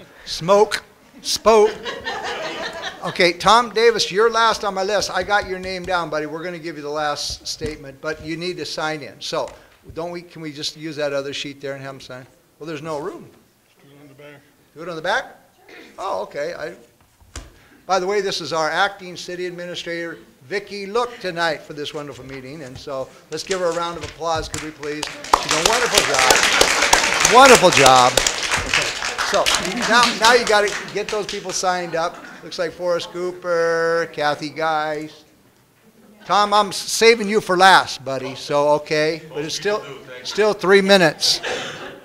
I learned that from John Tarrant. He used to have to keep me regulated when I talked.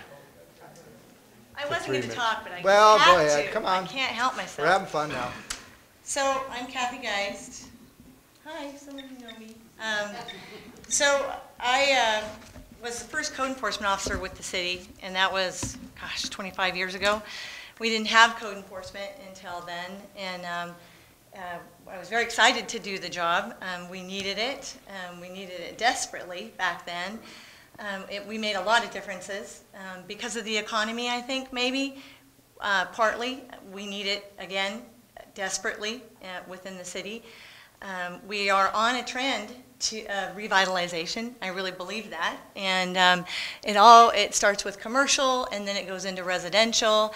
And there's a theory called the broken window theory. And if you have one house in a neighborhood, and if it's a rental or not, and that neighborhood is, let's say, on a scale from 1 to 10, it starts out being an 8 or a 9, and you get 1 or 2 houses in that neighborhood that start going downhill, then that theory says everything else is going to follow.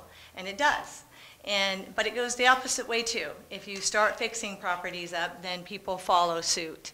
And while we would all like to think, and I'm sure everyone here is wonderful landlords and absolutely wonderful citizens and want to help their neighborhoods and help improve all their neighborhoods because it would improve their bottom line and bring their property to a better value also, they're not. We don't have all good landlords. We never have. No place does.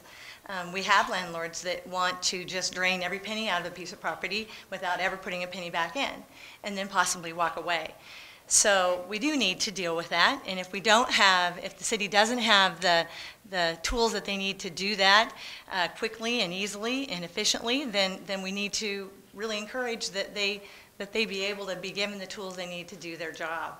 And I would encourage this task force and anyone here that's here, and not only just thinking about your own situation, just thinking about the community as a whole and the neighborhood of wherever your houses are at, to be a good neighbor and a good citizen, get on the task force, have a voice, but don't do it just because you think it's going to affect your bottom line. Do it for the community and do it for the neighborhood wherever your houses are at. Otherwise, we have a wonderful city. We are very unique. We have a lot of very special things about our city, and I believe that we are on the rise, and I think that rejuvenation is happening, and it can happen in the neighborhoods, and it can happen pretty easily. So I really encourage the city to keep going with what they're doing. If the registration is a big issue, then those people that are against the registration part of this code that they want to adopt, they need to get involved. They need to be on the task force and come up with solutions. The other part of it is that I'd like to see spring cleanup come back at least once a year in the spring and maybe even the fall. That's a way the city can help everybody clean up their properties, whether it be the tenants or the landlords. I'd like to see litter pickup again, adopt a street. Maybe landlords can adopt the street that their houses are on and pick up the litter. So those are all positive ways that everybody can make a difference. Okay, I'm done. Thank you. Yeah, it's all right, Mr. Cooper, are you next? This is a treat to go before Tom. Usually I follow him up. So thanks, Tom. I'd like to say I'm Forrest Cooper. I'm from 409 Railroad. And I'd like to thank the commission. And I'd like to start off by saying thank you so much for painting the crosswalks. They're awesome. And, we worked all night to do that. It's awesome. It looks great. So I know that was something brought up a few weeks back, and it's cool to see action taken so quickly. And tonight, as a building and business owner, it is my opinion that anyone operating a business within city limits should have to obtain a city business license and pay the proper business and operating taxes. This should definitely not exclude rental properties. Well, I should say rental property owners. Landlords are generating income and should be subjected to the same rules as other businesses within the city limits. As for the inspections, I have no comment or opinion on that at this time. I am also very concerned about how landlords of commercial properties are affecting the vitality of our business community downtown. This summer, we are going to see 2 more retail businesses close only because their rent was raised by a suggestion of the real estate agent who sold the building to the new building owner. Another large retailer is rumored to be moving uptown because of similar rent problems. I feel what is more concerning than businesses closing is the fact businesses are changing locations to other parts of town because downtown is too expensive. You can't tell me that $25 or more for a license fee, just for the landlord, is going to hurt the landlords or require rent to be raised on these commercial properties. I own my own building downtown, and I'm thankful I don't have to answer to a landlord because it seems a few of them are just looking out for themselves and not for the best interest of the community. In closing, we can't afford to lose our retail shops and historic downtown, especially with a large commercial development uptown on the horizon, which I believe can be very positive for our city as a whole, but can also affect downtown in some negative ways. So we need to be ready for that so that we could have it actually benefit the downtown in positive ways. My opinion is based off my personal observations of downtown over the last 5 years. Not all building owners and landlords are part of the problem, and many are wonderful to their tenants and help with historic preservation efforts. Thank you. Thank you. All right, anybody else before Mr. Davis, please? Yes, Byron Devon. You just got to sign your name and an address there, please.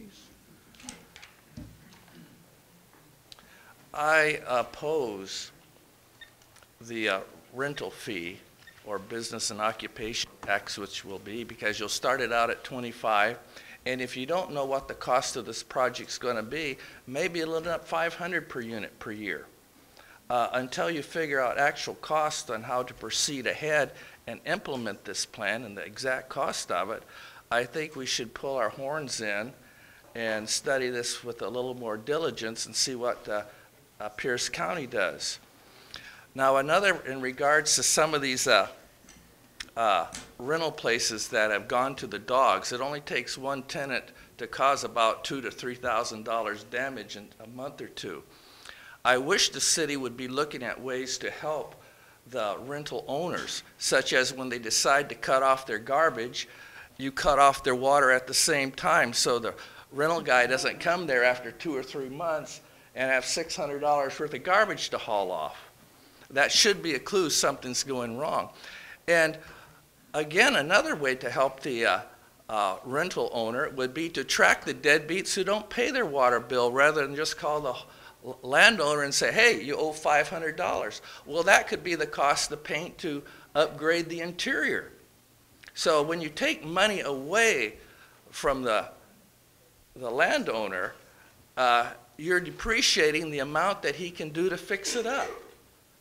Now, Pasco introduced their new law for one reason. They had too many illegal aliens stacked into 1 or 2 bedrooms, maybe 25 to 30 in rotating shifts. Maybe you should look at a law that you don't rent to illegal aliens. You know, let's get down to the core. There are a few Hispanic rental owners who do that. They'll pack them in, and nobody else could rent them once they move out. So that could be another thing that the commission could look at. But again, I would hope that you would cite as much effort in helping the landlord keep good tenants, as well as trying to say, okay, here's another thing on your back. Oh, we can't tell you where the last tenant moved to, even though he owes you $500 to $800 in a water bill. You guys need to step up to the plate and do your share. Thank you, Mr. Devon. All right, anybody else want to speak? I'm here. Oh, yes, then you got to sign in. You got to sign in. Give me a name and a number, please. I started this sheet right here, Gary. You can do this. You just have to sign your name and where you live. You could do that. Thank you. It's a long name. That's all right. I'm still writing. Okay. There's something that hasn't been brought up tonight that I really wanted to say. And I've worked with Jason and Eric and Kathy. And when we first got together, it was almost an adversarial thing. And I remember saying once to Kathy, I said, we're both on the same side. She said, yeah. So Eric and Kathy have helped us tremendously. And you have put in some pretty good things too when we bought our properties. I rely on them a lot, and when I have a problem with the property, I call Eric and I tell him what's going on. And he gives me some help on it. And he's put some real effort in there. And I like the code enforcement when they back off a little bit so that I have some breathing space. You know what I'm talking about, Eric? Yeah, yeah. And we have renters, but the other thing is we have renters who destroy property. And we have very little that we can do about it. And we need to keep our properties clean, and the renters who don't clean it, I'm not sure, you're asking us to go in and clean their yards for them? Things like that. That's what I'm trying to say, is that let's let Eric and Jason do their jobs. Okay? All right. Thank you very much. Okay, I think, is that all? Mr. Davis, are you ready to come and speak? Please, sure. Please, come. Are you sure? I think there's a homeless guy out there has a few words to say. That's all right, Mr. For Davis. me, but thank you, Tom Davis. With home ownership comes certain obligations. We always look at the part of home ownership or rentals as income, but there's also outgo. I've been in real estate my whole life. I've owned many apartment buildings here in a lot of places. And it's typical for landlords to try to take as much money out of their property, even when it's nearing the end of its economic life. But there's an obligation that goes with this, and the obligation is not so much to the tenant, but to the neighborhood. And I've spoken on this before. If you don't like what your tenant's doing, be proactive with your tenant. Get on your tenant. You can't just wait for the check to come in. You get down there and do what needs to be done. You're asking other people to enforce codes that are ambiguous and so on, and you need to enforce this is your property.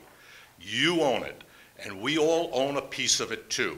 I support this measure. I think it's the best piece of local legislation that will encourage tourism, that will encourage development in the long run. So I can't speak strongly enough about it. It needs fine-tuning, no doubt. And so there needs to be a task force. And some of the comments that have been made here are very, very good comments, need to be addressed. So you don't take the whole thing. But the bottom line is that if people, people talk about tying this to jobs and so on, and tying this to other factors. You have to look at what we have now. People didn't come down here and yell for you to enforce the existing rules. People came down after someone took action, was proactive, and said, I need to make this community better because it's just not working the way it is. Then people come down to speak against it. That's very telling. We need to recognize that we are linked all together in this, both property owners who aren't landlords and people who are landlords. And that when one house, like the broken windows theory the lady spoke about before, when one house starts to go downhill, you don't wait for the second window to break. You jump on that like your life depends on it. I have good tenants. I get rid of bad tenants in a heartbeat. I go to my tenant's place and I say to them, you own this property as far as I'm concerned. What can I do to make it habitable and comfortable for you? But by God, when I come to collect that rent, that is our contract. I will do whatever you want me to do within reason to make this livable for you. But you will pay the rent, and you will pay this rent on time. This is not a business for the weak of heart. Thank you. Wow. All right. Now, what we need to do at this point is we're going to go ahead, and the commission has to make a little adjustment, which means we've come close to our 2-hour time limit, and we're going to extend it for another hour. It probably won't take that long, but not knowing, I've never done this before. Mr. Tarrant is in the audience here, so I'm just assuming we just agree to extend it for 1 more hour. Is that what we do? Or did you want to close it right now? No, I'm fine. I think we go Let's 1 more hour, but I think we need to make that statement at this time. Okay. All right. I think we've heard enough about this. I think we all have an opinion. There's been a lot of good discussion tonight. Okay. So I'm asking my 2 fellow commissioners if they have anything more they want to add. to this, this event.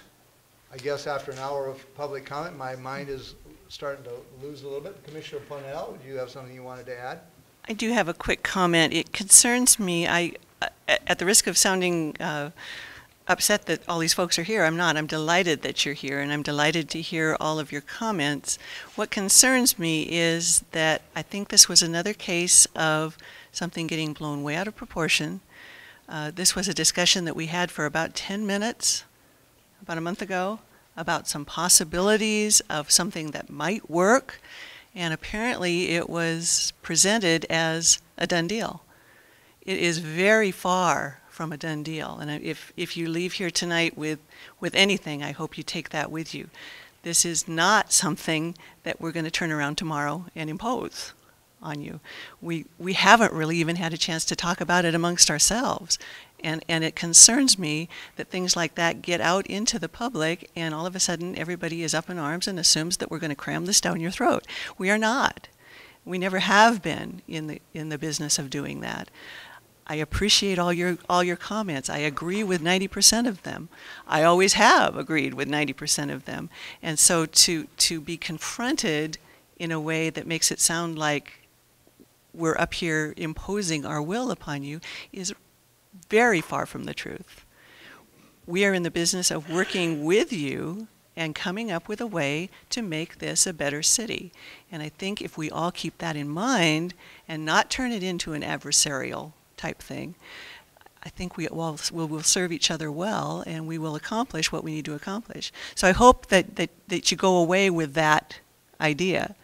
That this is not a done deal. This is a conversation. This is something that we all need to work together to do the right thing. And we will, if we're given a chance to do it. Yeah, Commissioner Olson. I agree with those sentiments exactly. I was real disappointed that this seemed to be real politicized. I think the intent brought forward to us was to better the community. If it takes, making some people a little angry because they don't like what we're talking about, then, pick it up. We all need to do our part in the community, to make this a better community. As Commissioner Pinnell said, we have not decided anything yet. I think the task force is a great idea. I don't think that we need to make it an adversarial position. I think everybody should contribute to it. We all need to work together on this. And I repeat that, everybody looks to the city when there's a problem. My neighbor's not mowing their grass. Who do you come to? You come to the city. But yet when the city presents some things that you may not like, then who do you blame? You blame the city. Let's all sit down and work on it together. I agree that there's a lot of work to do on this from both sides of it. So I would encourage everyone to step back, not make it political. Let's all work together on this. Thank you. Well, this was brought forward, and it did have some emotion behind it, because when you tell a good landlord or a good property management person that you're considering them getting a license and having regular inspections on their units, that we are all looking at how is that going to help anybody? And so, I'm very strong on about 4 of Steve's points, and as far as I'm concerned, let's just do it now. Let's close these things up. Let's board them up. Let's get on to it quick. I mean, these banks, if there was a way that we could make banks get right on top of what if they're vacant houses, and if they've got broken windows, get the bank to board that thing up. I mean, and Steve knows we talked a lot about. In fact, I think I've been actually instrumental in trying to push this forward quickly until it got to the point of licensing rental units and inspections and things like that. I think that is overkill. I said it from day one, and I don't think we need to do it. We may consider this task force as we come back and take a look at these things, but this is a divisive issue, and it doesn't have to be. But I think that when you tell somebody they're gonna, that all of a sudden they could lose $50, $100 or more $1,000 a year through a process, you're going to get people to step up and take a look at things. It concerns people. people do have a sense that the government wants to keep getting more and more into their lives and require more and more licenses and permits and regulations. We cannot create enough regulations to build this city into prosperity. What we really need to do is encourage jobs. We really need jobs, folks, and we need to build some houses. Why would Shelton be the last in the state for building homes? We've only built 2 homes in 3 years. Is that really just the recession's part? I mean, is it really just the recession's fault that we're only building 2 homes in a 3-year period? No, it's because we have regulated this climate. And this climate has got to change, and adding more regulation won't do it. Am I supporting bad landlords? Not at all. Don't read that into it. But I've looked, and we have 5 or 6 or 7 different processes to shut down bad rental units. And if something's broken, we need to enforce the things that are already into existence. Steve mentioned a house that had the sewer problem underneath there. When it was drawn to our attention, we have the ability to close these things down. So to me, I just think overregulation is not our answer into prosperity. We really need to get some jobs, and we need to create a climate that we are friendly and encouraging to businesses, including landlords. And so that's my statement on this matter, and I'm sure that we haven't heard the last of this subject. I can't but resist to respond a little bit there. Once again, anecdotal evidence of no growth in this city. I own 4 lots in this city. I build spec houses. I built probably one of the last homes in the city. It took me 3 years to sell it. Why would anybody want to build a house right now to sell when things aren't selling? It has nothing to do with regulations. It's the economy. I've said it before. I was quoted in the paper. I'll say it again. It is not regulations. It's the economy. I'd be building 4 houses right now if they would sell. They won't sell. It has nothing to do with what the city charges or any regulations, period. And it is strictly the economy. Please let me finish my thoughts. That I'm tired of hearing this, that the city is against all builders and landlords and stuff. It's anecdotal evidence. You can't back that up with facts. Well, that's the difference. Name a builder that hasn't wanted to build a house in this city because of that. It's a difference of opinion, and we have a right to have differences of opinion, okay? And we are a commission of 3 to come up with policies that promote this city and move this city forward. And I'm not ashamed of anything that I've said, and I'm sure you aren't either. So we are at this point. We're discussing this point. We're trying to move the city. I think we all want to get to the same place, but you cannot regulate yourself into prosperity. It won't work. So now let me take a look at my agenda and see where we are, seeing as how we're on this, going on to the 3rd hour of this. Mayor? Yes. I was actually hoping we could have some clear direction on these 5 items in order to move them forward. It'd be helpful to give staff some direction, particularly with the one measure dealing with junk and debris in yards. We have a draft ordinance before you tonight that you could consider first reading on, and getting some direction on the other ones would be helpful as well. Okay, we each can comment on that. I've read that and I've marked mine up. So does Commissioner Pennell or Commissioner Olson have anything concerning, this is a draft ordinance? I'm ready for the first reading. I would be in agreement with that. Again, this is just for the junk nuisance. The definition of a public nuisance is defined in the ordinance. It's fairly broad, actually, but in particular, it deals with we're grappling with where you have properties that are accumulating various items, and it's on the property owner's property. It's not litter, but it's unsightly. It causes a public nuisance, and it's a problem that we have trouble grappling with. Right. It does nothing to address the business license issue. This is a totally separate thing, so just so everybody knows that. That's correct. What I read in here, Steve, I think that it's a good draft, but I noticed a few things that I think need to be reworded.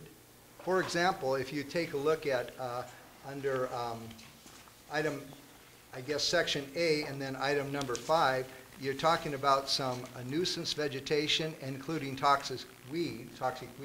So I don't think it's cool. What would you do if you, remember, English ivy and dandelions are a noxious weed. So I'm having a little, on how you enforce what are you going to do about English ivy? I think it needs to be, if sticker bushes are growing into the neighbor's house, you know, what you would do, but I got a hunch that this wording needs to probably be needed to look at a little bit. We'd be glad to take some suggestions on Yeah. bringing back a Well, that's one session. Caterpillar infestations, we don't want them, so I think people should not have them, you know, but I don't know how we're going to enforce that. There's a few things on here. It says here, the existence of dirt or accumulation of trimmings in my yard. You know, I mean, I think you got a good thing here, and then we got a part about cars. If you had a car, it appears, and then I'm referring to your number 9 there, section number 9. If you had a car that you were working on, and let's say that you are well, let's use somebody real prosperous like a banker or a lawyer or one of those kind of people, and you had a car next to your house, and it was your kind of hobby, and you came home after a long day and you wanted to work on your hobby, and if the license had expired 90 days, but it's not inside a garage, it looks like that point would want you to move that car.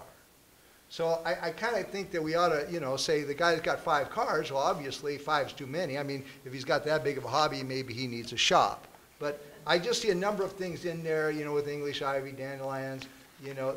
I think that it's a great draft, but those are some of the few things I kind of picked up. Just to vote this in for a first reading, you know, I think it needs to be probably rewritten a little bit on that. So. I would suggest, Mr. Mayor, that you sit down with Mr. Goins and go through your issues and come up with a draft that you are comfortable with, and then we can address it at that point.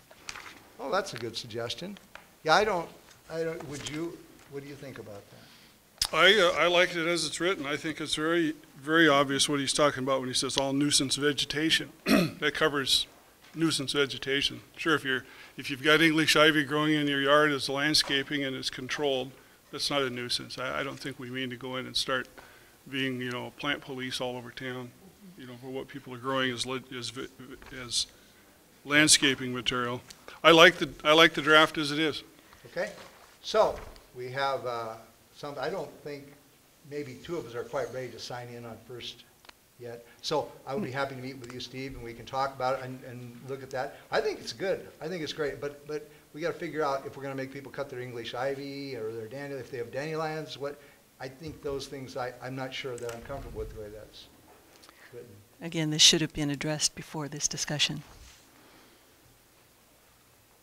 What do they say? Duly noted. Okay, so I guess that, yeah, we probably won't do that on a first reading basis. So, but as far as direction on the other 4 items, I think that we all probably would like to move them forward. I think we're all on the same page with, you know, especially the abating the vacant houses and. Yeah, if it's Commission's direction, we can move forward with the proposal to have a hearings examiner determine we have some public nuisances to deal with on the abatement structures. Our recommendation on the foreclosed property was to either wait on that or direct staff to try to come up with some language on our own. Similar recommendation on the proposal to deal with redevelopment. The mayor's proposal was a deviation from that to establish a process where we could either through purchase or condemnation secure some of these properties. If you'd like for us to bring back some policy direction on that, we could certainly do that. The last item, of course, was the one of interest here, and whether a task force or some other alternative is the approach you'd like to take. I think it's highly possible, okay, but I'm not exactly sure that we need to make that decision at this moment. In having a task force come forward and look at this, I think we need to take these people's comments, go back, reflect. We have our main city administrator, Dave O'Leary, is out of town here at the moment. He'll be back next week. I think he needs to weigh in on this too. So I think we just need to let this settle in a little bit. I don't think there's any, you know, it would be unfair to these people to try to make too many decisions. But I think that I would say for me, all items except the one on the business licenses and regular inspections in rental units, I am open to move forward. I want to clean the town up. I want to make sure these houses are boarded up. I don't want our kids getting into vacant houses and listening to rock and roll and shooting up drugs. I'm not into it. So That's my position on those. But exactly the wording is what we need, you know. This was a draft ordinance, and I said a few things, and that's my opinion, and so.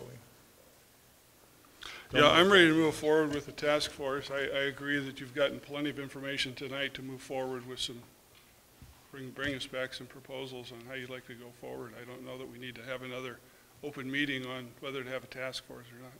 I think it's pretty evident that most people consider that a good option right now. Well, Commissioner Pennell?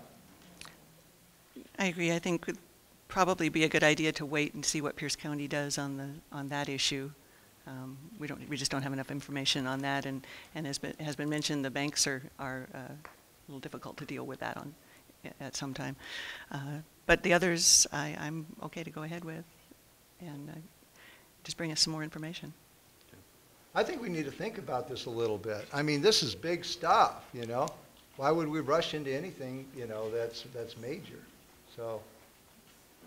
Okay, well, your recommendation is, we've given you some instructions. I've given you some specific items, I thought, in the 1 point. And I think we just need more of a discussion. And a little bit more, I mean, we need a little more time to think about this. Very well. Yeah, okay, very good. All right, next is new business. And we have, it looks like a property donation briefing presented by you, Mr. Steve Goins.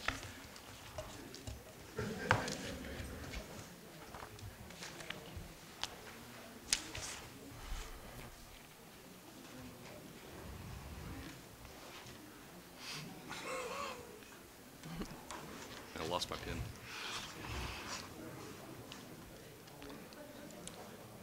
Thank you, Mayor and Commissioners. Kind of a fun request here.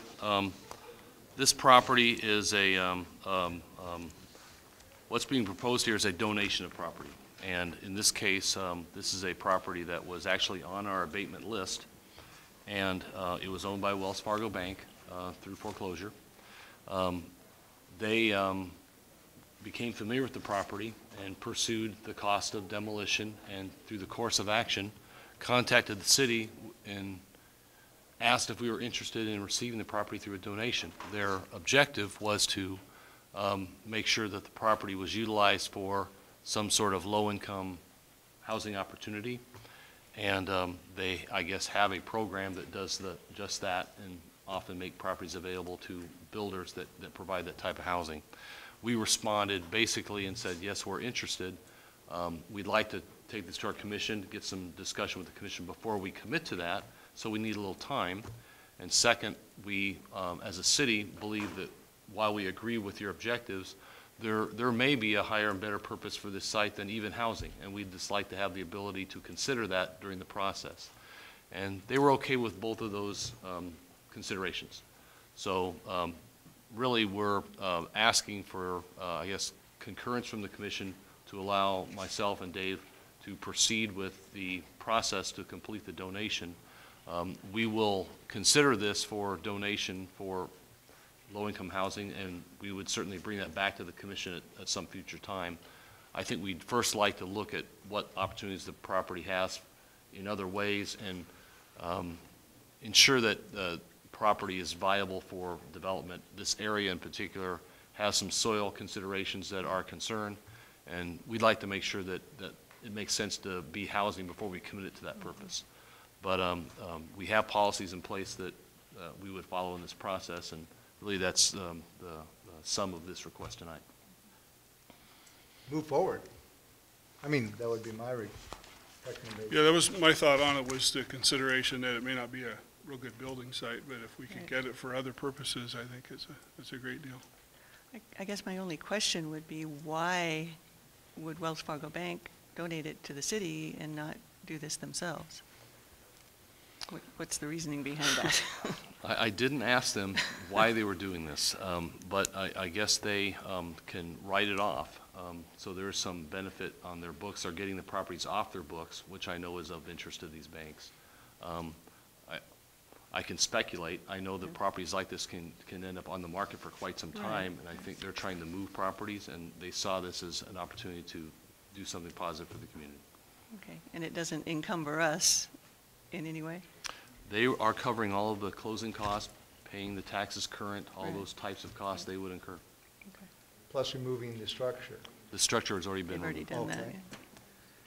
All right, so we will continue with staff's recommendation then to move forward with that item. Next is Resolution 1048-0513, and that's by our Public Works Director, Greg Clark. Thank you, Mayor, Commissioners. You should have just came 2 hours late in this meeting, and you could have just stepped in. I would have missed all the... Oh, all right. I'm going to keep this real swift. We have a product that's used in our treatment plant in the new dryer that is added to as a dewatering agent, and it's a specific polymer that we need for this particular dryer, and it's a sole source. There's only one manufacturer of it, and we need to buy it. It's roughly for the year going to cost us about $36,000, but we need to bring this to you because it's a sole source. So we're asking that you approve that. Questions and comments? I guess the only question I had was, this was a piece of equipment that probably was it supposed to have been thought of like when we built the plant, or? No, this is not the equipment. This is an additive that we put in, the drying agent that goes into the dewatering of the sludge material when it goes to the dryer. I guess it was that name. What do you call that name? Paula whatever? Polymer. Yeah, I thought it was a machine. No, it's a processing chemical, and it's part of the warranty requirements. This is the specific brand and I got it. chemical I got that it, Mike. they want. All right, So, good deal. I think we're for that there. Public Works Director Greg Clark. Okay? Excellent. Sounds good. All right, moving right along. It looks like we have a First Street paver project there, and that'll be by Mike Michael. and I'm going to make All mine right. pretty quick too, Think so? because most of mine are, preliminary discussions this evening. First Street paver in particular, bringing forward this evening, and you have attached to your briefing tonight a copy of the agreement with DOT for them to manage the construction. The reason we're bringing this ahead of the actual bid opening on Wednesday is because we have a short window in that agreement to actually approve award of our schedule of work in that contract. The bid opening is Wednesday afternoon. They have committed to getting us information by late Wednesday afternoon for our review. We've been in discussions with TIB, our funding agency. They have committed to get their review done by late Thursday for us, and we will be bringing back full detail and a recommendation to the commission on the award of our schedule of work on Monday of next week. Based on current information, we're still looking at about the same construction price that we've been talking about, somewhere in the $250,000 to $300,000 range. Okay, any questions or comments for Mike Michael? We've read your brief there. Thank you very much. And so it is your recommendation to bring this under old business on May 13th for further information. That is correct. All right, let's do it. Okay, item number 4, Canyon Creek Overflow Conveyance Project. That'll be again you, Mr. Michael. Thank you, Mayor and Commissioners. Again, similar situation here. Canyon Creek is really dependent timing-wise on getting done and out of the way of the paver project. So to expedite the process, again, we're coming in ahead of actual bid openings. This is being done through us on a small works solicitation.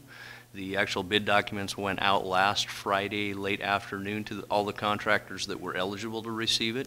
We have bids coming in by noon on Friday of this week, and we'll again be bringing back under old business final tally and recommendation from the commission.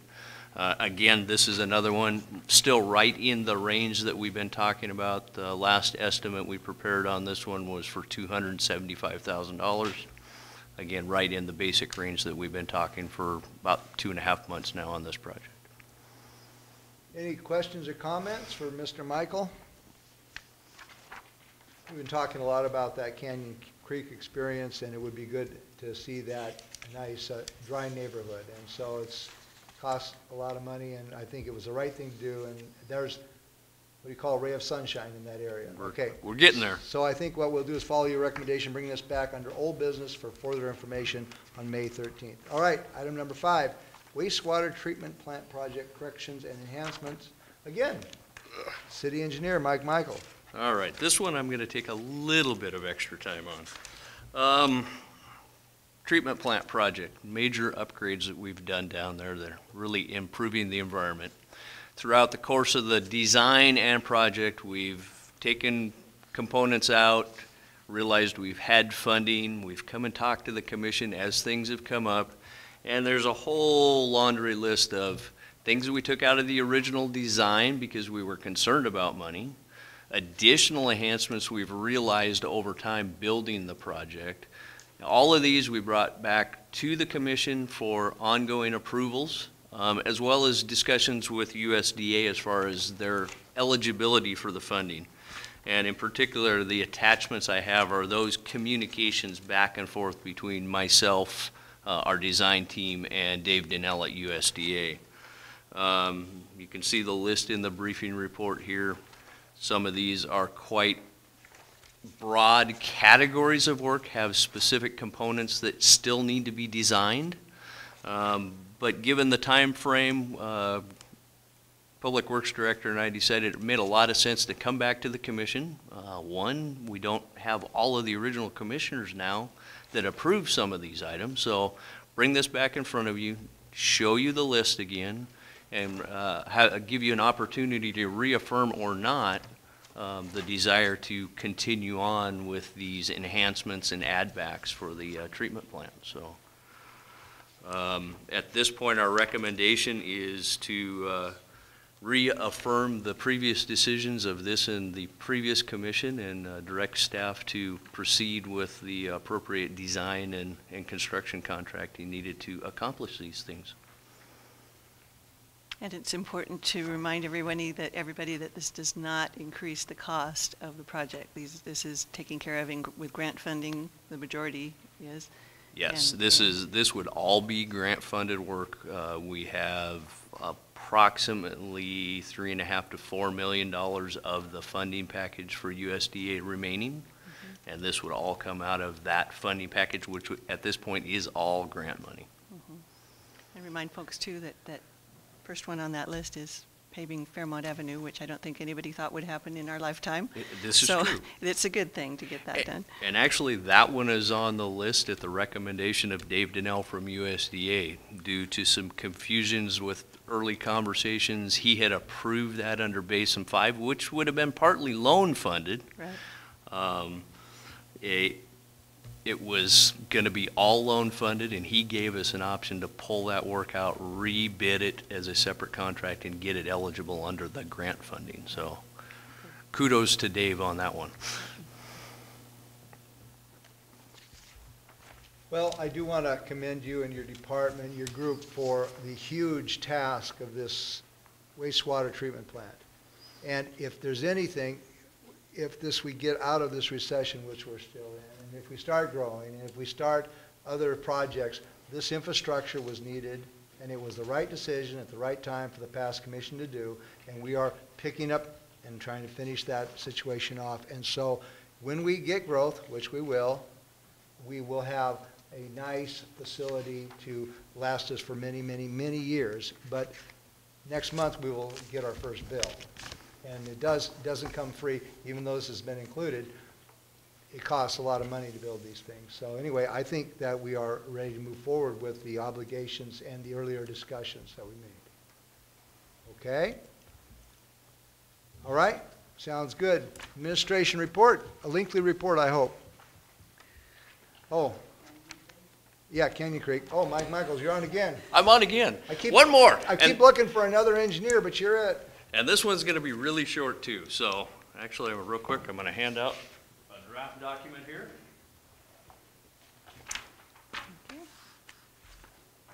Thank you.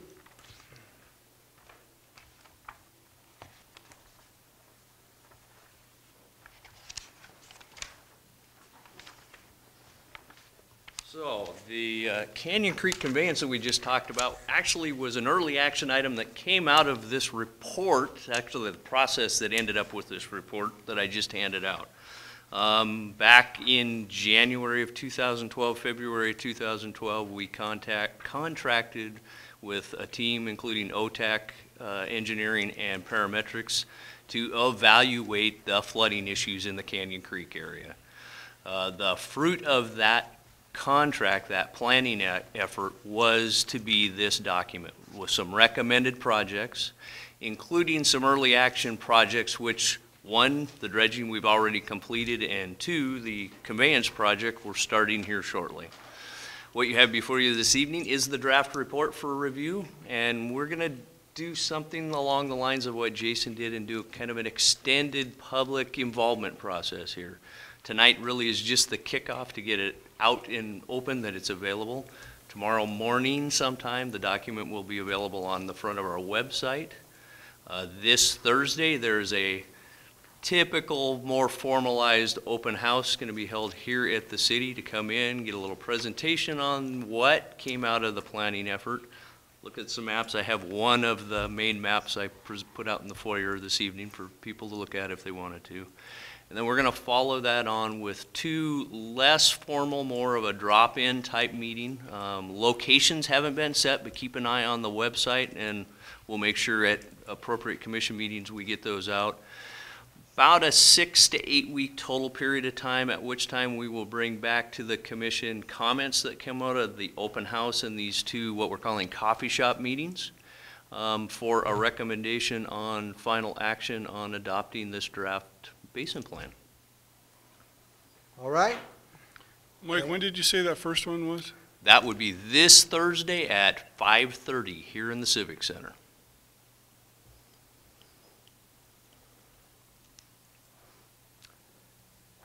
All right, I want to turn this over to our city administrator, Vicki Look, for further administration reports. Well, there you go. Thank you very much for your comment. Speaking of comments, we have another opportunity for general public comment, and if you would like to speak again, you certainly can. You're already signed in, so if you want to come up and speak, it's on the agenda to do that, so let me. I already spoke on the abatement, and I'm not going to speak on that again, but I would like to make some comments about the structure of your meetings. This is the second time that I've attended, and I agree with Tom's comments. Tom's not here anymore, about the 3-minute limit, and so I noticed tonight that you extended that to 2 to 5 minutes. What I'm wondering is because I took the time to go online and read Steve's briefing, so I felt that I wasn't wasting the commission's time to wrap you on the head about certain things. I do feel this is the second meeting I've attended, but I do watch your meetings online. And this is the second instance that I've observed since January where people got real upset about the issues brought up, and I'm wondering what the common denominator is here. It's like there's overreaction from people, and I think it's based on some of the comments that are made by some of the commission when they talk to people in the community, that I believe that there's a concerted effort to get people to come and talk against certain things because people have agendas. Now, of course, you're elected officials and you don't run for office unless you have an agenda. But my suggestion is that you look at the structure of your study sessions and your business meetings. And I work for the school district in our business meetings with the public. The general public comment is limited to 3 to 5 minutes, and the school board directors do not comment on what is said at that time. They don't engage in banter with community members, and I think you need to go back and review your Roberts Rules of Orders and need to be consistent in how you conduct your meetings. You know, you change things midway during the meeting tonight, and so I think you all need to probably discuss this with your city administrator as to how these meetings should be conducted. And tonight I thought there was better representation, being able to hear from Commissioner Pinnell and Commissioner Olson. But at the last meeting I went to, I didn't feel that they were given the opportunity to speak, and I think that you would benefit from reviewing how you do your business meetings. Thank you, Gail. All right. Next is administration final touches. We went- Actually got one. We've got a package. Get in trouble here if I forget to push the button. We've got a package of documentation for highways and local programs, federal highways, that we're preparing to reinstitute several projects. We're going to bring it together as a full package for the SR3 projects, the Franklin Street, Downtown Creek Sidewalks project, as well as Lake Boulevard likely will be in the same packet of information to review. So, All right. Our next meeting will be next Monday, May 13th, 2013 at 2 p.m. This meeting is adjourned. Thank you.